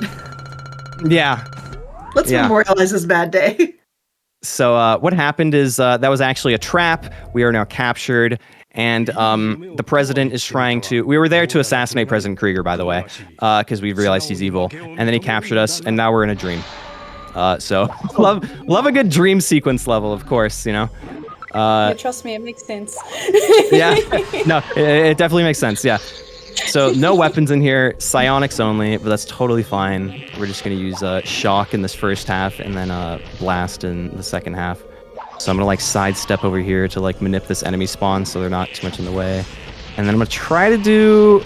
Almost got it. like a 180 slam dunk into this hole, because normally if you walk straight into it, it spins you around in here and then places you down facing the wrong way. So if you jump and spin around, it'll place you just like this, so you're ready to go. And then I switched to blast just to kill that one enemy right there, and the rest of them I can just run by, and it's totally fine. And then at the end of this level, you drop down into a hole to finish it, and it does that spinning animation again. But we recently discovered if you hit it just right, and this is a setup I did. Let's see if I can even get it. I don't know. Did not get it. Okay, but you like hit the edge of that, and you fall straight down and avoid that. So that's pretty cool. It saves a good amount of time. All right, we defeated the egg beater somehow. I don't know how that happened. All right, so now we're in prison. We've been imprisoned, and again, no weapons, but we have our Terror Blast, which I'm going to use immediately to clear this room. I don't even need weapons on this level, and I'm going to switch to Shock. And this is a pretty simple level. It's kind of long, and we're just kind of running to these different buildings, hitting buttons to turn on teleporters so we can progress. And that's pretty much all that's going on here. Chicken, what do you got? Yeah, so this level here, actually it's a really nice relief to have a level that feels kind of linear, especially since the last two levels are all just mazy. Even Dream has its own like set of like navigational problems. Yeah, that last part. It's nice and feel straightforward. Yeah, that last part on Dream, I like definitely gunned through that, but that is actually a maze. I just know where to go. So that robot right there is kind of RNG if he gets in the way or not. Because yeah, I can mention there is like a minor element of RNG with this game. Like the enemy movements are kind of unpredictable. So a lot of the speedrun is just figuring out and reacting to where the enemies are and what you need to do if you want to shoot them, if you want to use shock, if you can avoid them or not. If you want to use blast, it's just a whole lot of kind of figuring that out. I think that's what makes Jupiter hard, is it's really heavy on that level in particular. So yeah, what else can I mention on this area here as we wrap this up? How about we talk about a little fact about the live action cutscenes? Oh, and who yes, might have please. Worked on them? Yes. Okay. I know you're very excited about this. Yes. So very interesting. There's a certain lady that worked on the production of the cutscenes for Disruptor, and her name is Catherine Hardwick, who just so happened to be the director of Twilight, which is very fascinating. The first one, specifically. The first one. Are you saying this is the prequel to Twilight? Yes, this is the prequel to Twilight. Yes. Yep. This is what happened first. Oh All my right. goodness. So we're on the final level already. This is Fortress. We're here to take out President Krieger once and for all. And the goal of this is we're going to be using Drain, that thing I mentioned back on rooftops, because we want to get to about like 70 or so energy. As you'll see in the bottom right, I'm at 65 now. So I want to shoot them, blow them up. Yeah, so this is the last area here. Oh, I can show off this room. Like that's a hidden door right there. That's just a wall. And it's just a hidden door to like a secret area. Just an example of like some of the absurdity of some of these secrets in this game, particularly on IO. I hate it. So anyways, here's the final boss, President Krieger himself. So the strat here, there's been a few different strats, but the one we're doing now, I believe, is using Terror Blast and then a charged shot point blank from the shotgun. Usually just about does it. So you can predict his spawn kind of like right there. Do that. He has 4 phases. That's the first 2. This one takes a little bit more oomph because he has a little bit more health on this phase. There we go. Oh, just enough for one more blast. Perfect. All right. And there he is. And then he's going to drop the Cyanic Orb. We're going to pick it up. And time is coming as soon as the explosions stop in 3, 2, 1, time. GG's. Amazing, There we go. GG. And we have saved Orb. We saved the orb. And now in this ending, the rebel woman that was teaming up with us is now the president. Who, if you beat the game on hard mode, it's actually an alternate ending where you become president instead. So better ending. We get to kiss our girl and, of course, caress our orb. And that's the video game. I was not expecting that plot twist at the end. Yeah, they're in love, I guess. So that's fun. Good for them. So yeah, there you go. Thank you, GDQ, for having me again. I just ran this at a GDQ like 2 months ago. That was incredible, and I'm super happy to show it off again because absolutely want to have more eyes on this game. Super encourage people to run this game. Thank you, Chicken, for joining me. Doing commentary. I appreciate it. Yeah, chat. You should check her out. Big Chickenator. She does a lot of PlayStation speedrunning. If you like Jack, Sly, Ratchet and Clank especially, that's the place to be. I want to shout out a good friend of mine, GetHis514, Sly Cooper speedrunner. He's the reason that I speedrun in the first place. He taught me my first speedrun of Sly 1 a few years ago. So that's Mr. World Record of Sly Cooper right there. You should go check him out as well. So thank you, everyone. I stream 3 days a week on Twitch, Nick Astellas. I got a YouTube. We got that video coming out, of course. I just put up a video in visiting Insomniac Studios last month. So that's pretty cool. And I'll shut up now. Thank you. That was absolutely awesome. And Yeah. I was actually on shift for your run at AGDQ, and I got to watch it live. So that You were? I was there. I was like, yep, this is actually really cool. So when I saw you submit, and friends, definitely if you want to submit for our GDQ Hotfix, go to gdq.com/hotfix, submit your runs. Yeah, that Nick submitted this. I saw it and I'm like, I'm gonna take this. We're just gonna it's mine. Yeah, thank you. Thank you. It's so funny because like I run Sly and like Jack 1, and then like this one's like the funny one, but it's like actually low-key really cool. It's so cool. fun. It's got a lot going for it, which is, and like I love these like pocket picks that you don't like. Some people don't know, and then you're just like, oh, this slaps. This is great. Yeah, and I've never even played Doom, so I don't I don't even know what I'm missing. I just somehow I got really into this. It's just really satisfying to play. Chicken, do you have anything to add before we end? Yes, actually, there is something that I wanted to say.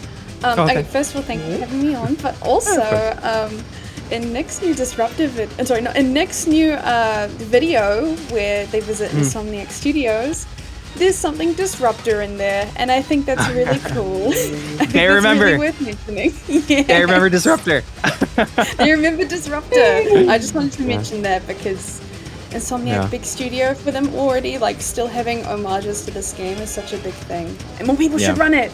Yes. You should run it. You should run it. Yeah, I completely agree because this looks super fun. Everybody, GG's one more time for Nick and Chicken. That was a fantastic run, great commentary, but we are not done.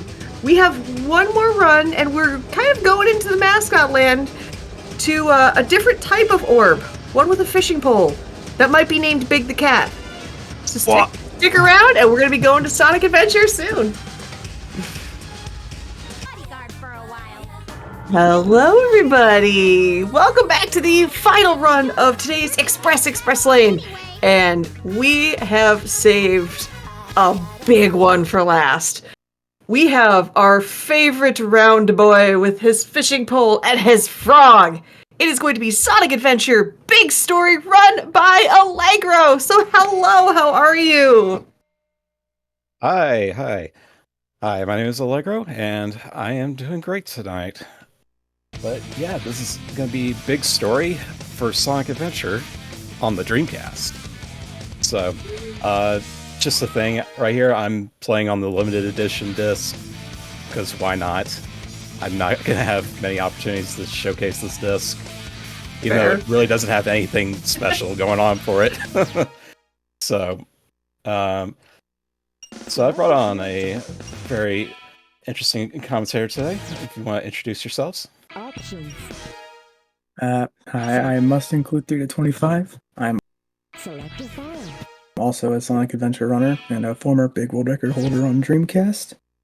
Nice. Doing great, and I'm ready to watch some big content. Oh yeah. I guess we're gonna go ahead and get started in 3, 2, 1. Good luck. Thank you. So yeah, probably the biggest thing you might notice with this version of the game is that we're not going to be able to skip any cutscenes. It's the Dreamcast version. This is the original release. And they did not give you the ability to skip cutscenes. Technically. Technically. Yeah. With other characters, we found ways to skip cutscenes by killing the characters and the cutscene triggers, but Big doesn't have any at the moment, so I'm watching all the cutscenes tonight. Yeah. It's kind of unfortunate for Big, but hey, at least this story's not too long. Normally, its SADX run will be hovering around, if it's a good run, probably around 7 minutes, so... But we're still going to be going pretty fast for Express Lane today. Hey, it's... You had me at Big the Cat, everything else is just bonus material. But yeah, since we got a lot of downtime, we're just going to enjoy Big's little adventure here to start off. I guess I can explain that I've been part of this community, oh geez, I think about like 10 or 11 years, specifically running Big mainly, but I do pick up the other characters every now and then, but I tend to come back and forth with this category every once in a while. It's only been like the past 3 or 4 years that I picked up the Dreamcast version just for fun. What drew you to Big specifically, other than the fact that it is Big the Cat?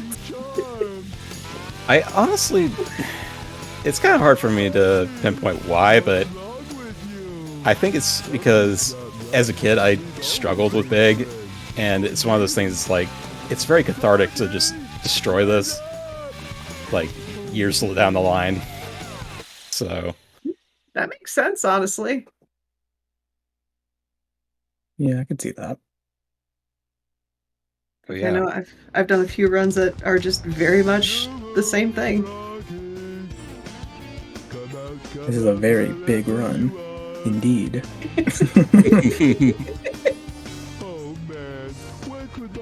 yeah.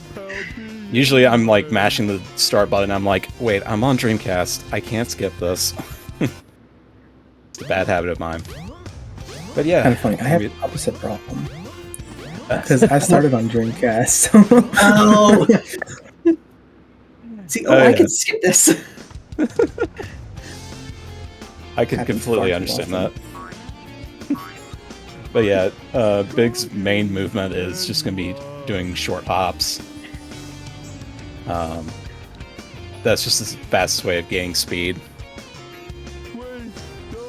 But we're going to be moving on to the sewer segment. In SADX, this is like a bit rough of a section to get through as Big, but Dreamcast, I found it to be a little bit easier. I don't exactly know why, but I think it's mainly because when we go through the tunnel into Twinkle Park, the first stage. Oop. Definitely think static collision is a good part of why this tunnel is an absolute pain to get through on that version compared to this one. In like recent years, I've been tempted to just always jump through the tunnel, which is a little bit faster, but in Dreamcast, the collision isn't just too bad here, so you can just kind of run through it. But yeah, so for fishing, I'm going to be doing a pretty interesting technique, so I'm going to toss over to Must Include to kind of explain this. So, for this trick, he's going to be going for is it's called Instant Catch Glitch. That, to where Froggy hits the lure, it's frame perfect, and if you hit both triggers to draw the line, you instantly catch Froggy. As crazy as that sounds. I went for it here for Twinkle Park and failed it, unfortunately, so I'm just going to go with the regular strat to get out of the stage. I do know that an Emerald Coast gotta pretty much hard commit to it. Yeah, unfortunately, fish kind of got in my way there. That fish can sometimes be there, sometimes not. So it kind of gets in Froggy's way of viewing the lure, so that's usually why I always reset whenever I don't get instant catch, because I really don't want to ever have to like lure Froggy in like this. I always love Big Celebration. It's a treat. He's so happy to get through It's song. right. Something even funnier about instant capture too, on static, since that's 60 FPS, the frame that you need to hit always shows up. On Dreamcast, it can sometimes just not show up. You have to do an in-between frame in order to do that. So Yeah. this trick is even harder on Dreamcast than it is on PC, but that's not to say that it's easy on PC. Indeed. Another thing is, I'm playing on the English version mostly just because we can just kind of understand what text says during cutscene and whatnot, just for viewing, for our viewing pleasure. But I typically run on the Japanese version, and one major difference right here is that Big's hop when holding the ice key is a lot shorter, so certain jumps are going to be a lot tougher to try and execute. Yeah, on JP, the jumps are a lot shorter, and that makes, specifically, for a good example, the rock section up here a lot more difficult than it is on US, for example.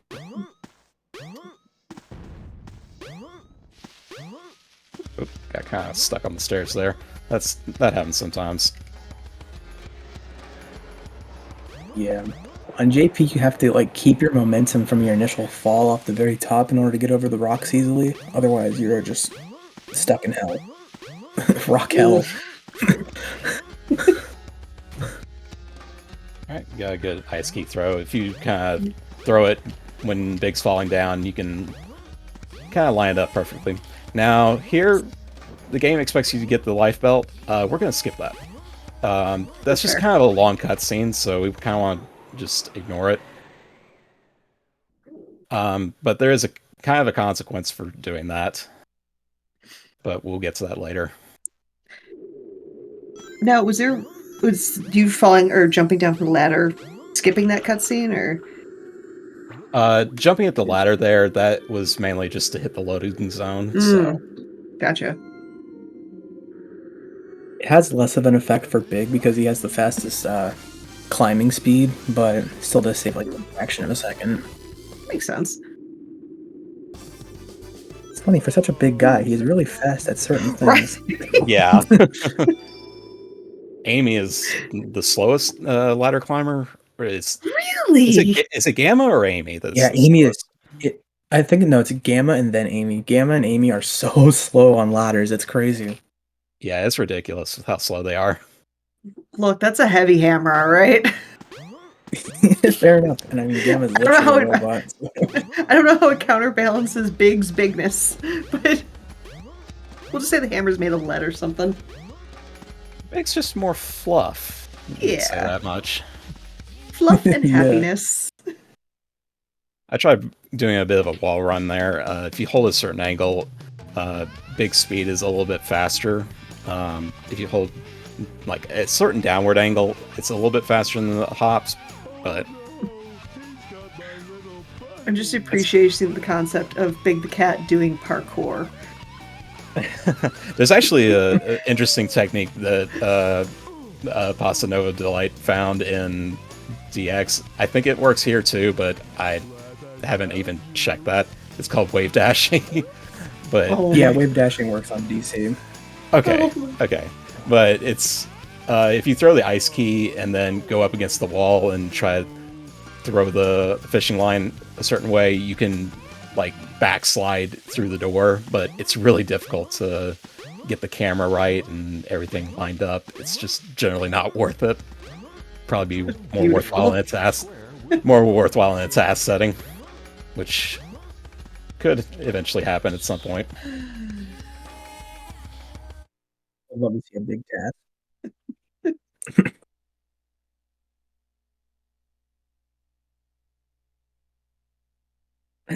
But yeah, we're going to be heading on to Emerald Coast. Technically, you can actually get into the stage early, but getting into stages early does not advance flags correctly, and we'd be stuck on... But if we complete Hot Shelter, we'd be stuck in the past, and Big has no way of getting out. Aww. But actually, does that work in DC? I know it happens in SADX, but I mean, for Dreamcast, if I were to, know for sure. If I were to guess, it would probably just boot you out of the stage because the flags work completely differently. Like, you can't do the flag stuff that Gamma does either on Dreamcast and all that, so they work completely differently. That's fair. So this is where we're gonna have to like suffer the consequences for not getting life belt. We're gonna have to try and go for instant catch here, and hopefully I can get it. I'm gonna line up a certain way here. That's a little too far for my liking. Okay, so unfortunately I'm gonna have to reel him in from all this way. Oh, I see. I get what you mean now. Yeah, with the life belt we can get up right up in Froggy's face, but instant catch would have just nullified that. It would. Oh no! But see, those bombs getting chucked behind you are giving me a little bit of anxiety there. Yeah, thankfully the Kiki bombs do not interfere with nice. fishing. I got it. Okay. Oh, hey! There is instant catch. Yeah, there we go. Nice. It worked out in the end. I think that's 3 for 4 on instant catches. Me doing this on GDQ, so nice. I'm happy with that.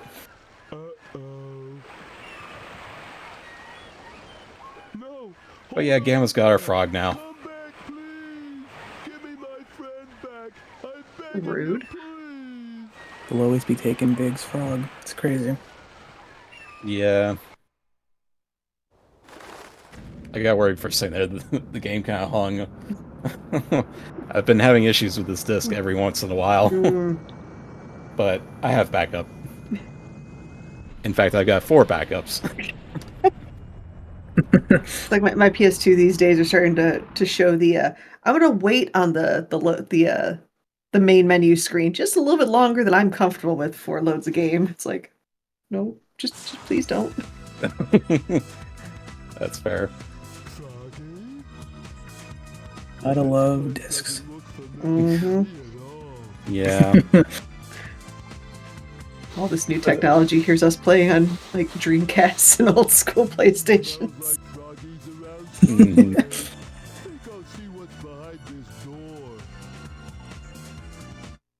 So we're gonna find out what's behind this door in just a second. I wonder if it's gonna be a frog. Or it's gonna be the longest stage. Excuse me? I literally clicked through the button. What? That's weird. I would expect that statics. Yeah. So here's one thing you can't do in the statics PC port. You can just make Big levitate. What? I love that. Yeah, for some reason this works on Dreamcast and the GameCube version, but every other version after that just fixes that, which is a crying shame, because that's just really cool to do. Yeah, okay. He's the one to lock your movement completely, so you can't even move at all during the elevator bit. Yeah, which is unfortunate, because it feels like you could almost clip out. Kind of like the way Amy can do it in her version of Hot Shelter. Yeah. Even weirder thing, Gamma is locked on Dreamcast. Amy isn't, Big isn't, but Gamma is in the elevator for some reason. Oh yeah, I don't know what Gamma did. Yeah, I forgot Gamma is like that. Right. This is where Froggy uses his magical powers to spawn into existence randomly. I'm gonna play this a little safe with bring him in, considering last time. Oh man, what's he mean today? Good lord. Yeah, he's been fighting me pretty extensively, even in practice. Froggy knows he's on GDQ and gotta put on a show. Right? Oh yeah. It's like Big, I gave you that insta catch. Now it's my turn.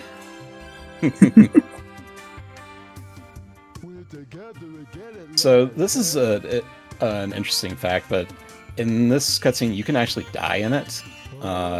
Really? Yeah, if you have a life belt, you can basically get stuck in the stairs and fish from underwater. Normally the game doesn't let you do that, but you can do that and it'll restart the stage. Now I haven't actually.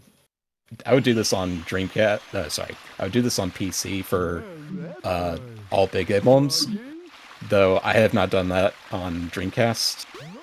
So, does that work or not? It might. I wouldn't know, to be completely honest. I haven't tried it.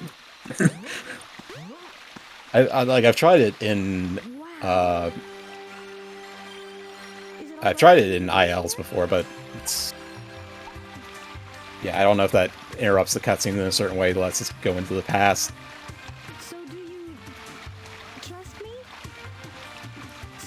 But yeah, this is the most pointless cutscene in the entire game. Little advancing the plot. Yeah. Because Big had the most juicy plot details. Right? The deepest of lore, Big the Cat. Indeed.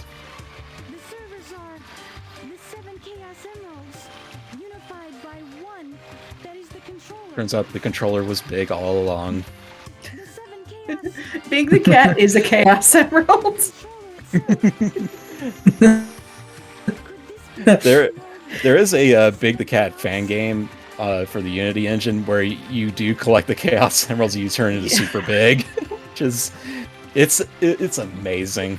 Oh my god! I've been meaning to play that game for so long. I always forget about it. It's so good. Your whole goal is just to catch Froggy, but it's like, oh, you can go get the Chaos Emeralds and just fly around the entire world. So big. I don't need a fishing pole. I could just dive in. And surprisingly, it won't let you. You still have to fish them out.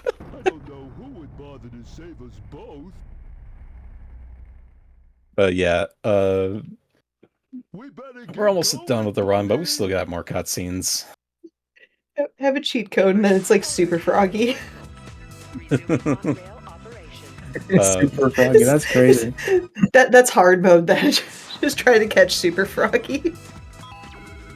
Alright, so I actually read the monitor while I was waiting for the monorail, and yeah, you can kind of unload the textures that way. Oh my gosh. The monorail? Okay. The monorail sometimes just doesn't want to take off. In PC, you can actually use that to get into the monorail early, and then it'll just instantly go up, but for whatever reason, that just does not apply here on Dreamcast. And same for, like, the GameCube version as well. But yeah, we got another big cutscene here. But yeah, not much left of the run. I'll throw it to Must Include. Got any interesting shots for the Dreamcast community? We do have a Tails CX tournament coming up near the end of the year, and to explain CX, it's a codebreaker code that makes it similar to Sonic Adventure DX. You can skip the cutscenes. It is a bit more different because it kills the character in order to skip the cutscene. So there are like certain cutscenes you don't want to skip and whatnot because you have to replay certain bits. But it's a very fun category. Nice. Yeah. See, we got a tournament for that coming up. Yeah, the Dreamcast community has been growing extensively because back when I first ran it, Dreamcast was pretty niche for running the game because, again, no one really wants to sit here through cutscenes, but sometimes, just having a nice chill break in gameplay is kind of nice sometimes, but having CX as an option is really nice because Dreamcast does have its own quirks compared to the DX ports. Yeah, definitely.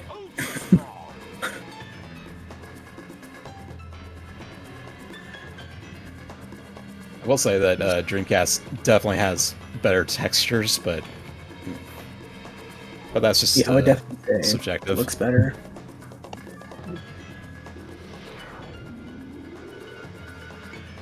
Oh man, he grew a tail. Oh boy, I still can't get over Froggy just opening his mouth and going, Chaos Emerald. I'm sorry, what? Unbelievable! Look what happened.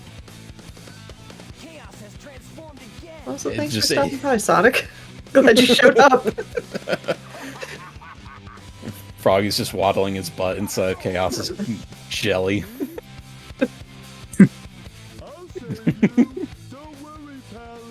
Froggy's just having a good time in there.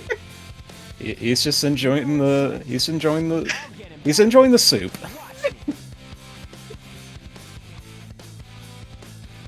Mouth agape. Because that look of that student that has so many questions in class, but doesn't want to ask any of them, so they're just sitting there going, "Yep, no idea what's going on." It's like I have 100% been that student. All right, so Chaos 6. We're just gonna line up in a certain way. Hopefully, Chaos. Oh no, he's gonna jump. That's unfortunate. But there we go. On the Japanese version, you can actually fish instantly because the reticle is just up from the start. But yeah, they patched that after the Japanese version. Gotcha. But yeah, that's basically Big Story. You can't forget the best part where you go walk to a plane. Oh yeah, thrilling gameplay because that's not where time would end. But we're gonna be ending time if this will load. Come on, come on. Oh, there's no There we way go. it dies in there. Time. It's like, I was gonna say, just there's gonna no make way you that this sweat dies. just a little bit. But yeah, GG. GG's. Oh, those two. GG's. I had a run the other day where it actually, like, the Dreamcast froze about to go up to the plane. I was like, oh no. Oh no. That is tragic. It wasn't a PvE pace run, but it was just good. one of those practice runs. It's like, well, thanks, game. Yeah, I'm just glad this version didn't catch on fire, and now I can just put it on my shelf for now. Dude. It needs to go back into its protective case. Love it. Yes, GG's for that absolutely fantastic romp with Big the Cat. For the two of you, who are you? Where can they find you? What are you currently playing? And any other additional shout-outs? Now, the floor is all yours. Alright. You guys can find me at twitch.tv/AllegroSRC. I am actually currently practicing this. I'm trying to get record back on this. I had record for a while, but Must Include and Wither have done some damage to my time, so... But yeah, I'm also just preparing some GDQ submission stuff, like Zelda 4 Swords, DSi, so some interesting stuff. But that's it for me. Must Include, if you got anything. You can find me at twitch.tv/mustinclude3to25. I've been on a bit of a break as of recently, but I'm hoping to get back to Sonic Adventure or something Sonic related sooner rather than later. Yeah. GG, that was super fun. Yeah, two of you, fantastic commentary. That, like, so I love this run. It's so silly, but it has a lot of difficult elements to it with those insta catches. So glad we got to see that. But he give GG's one more time for Allegro for that fantastic run of Sonic Adventure. A Big Story. With that, we have sped through 6 amazing runs on this express episode of Express Lane. We'll be back in 2 weeks with more speedruns, this time under 60 minutes instead of just 30. Going back to our regularly scheduled block of runs after that. But you can also tune in tomorrow starting at 7 p.m. Eastern for Crosshair, followed by Speedruns from the Crypt. But for now, stick around, sit tight, because we're going to head on over to a fellow member of the speedrunning community right after this. So again, I'm Oscar424, and I'll see you next time in the Express Lane. Bye!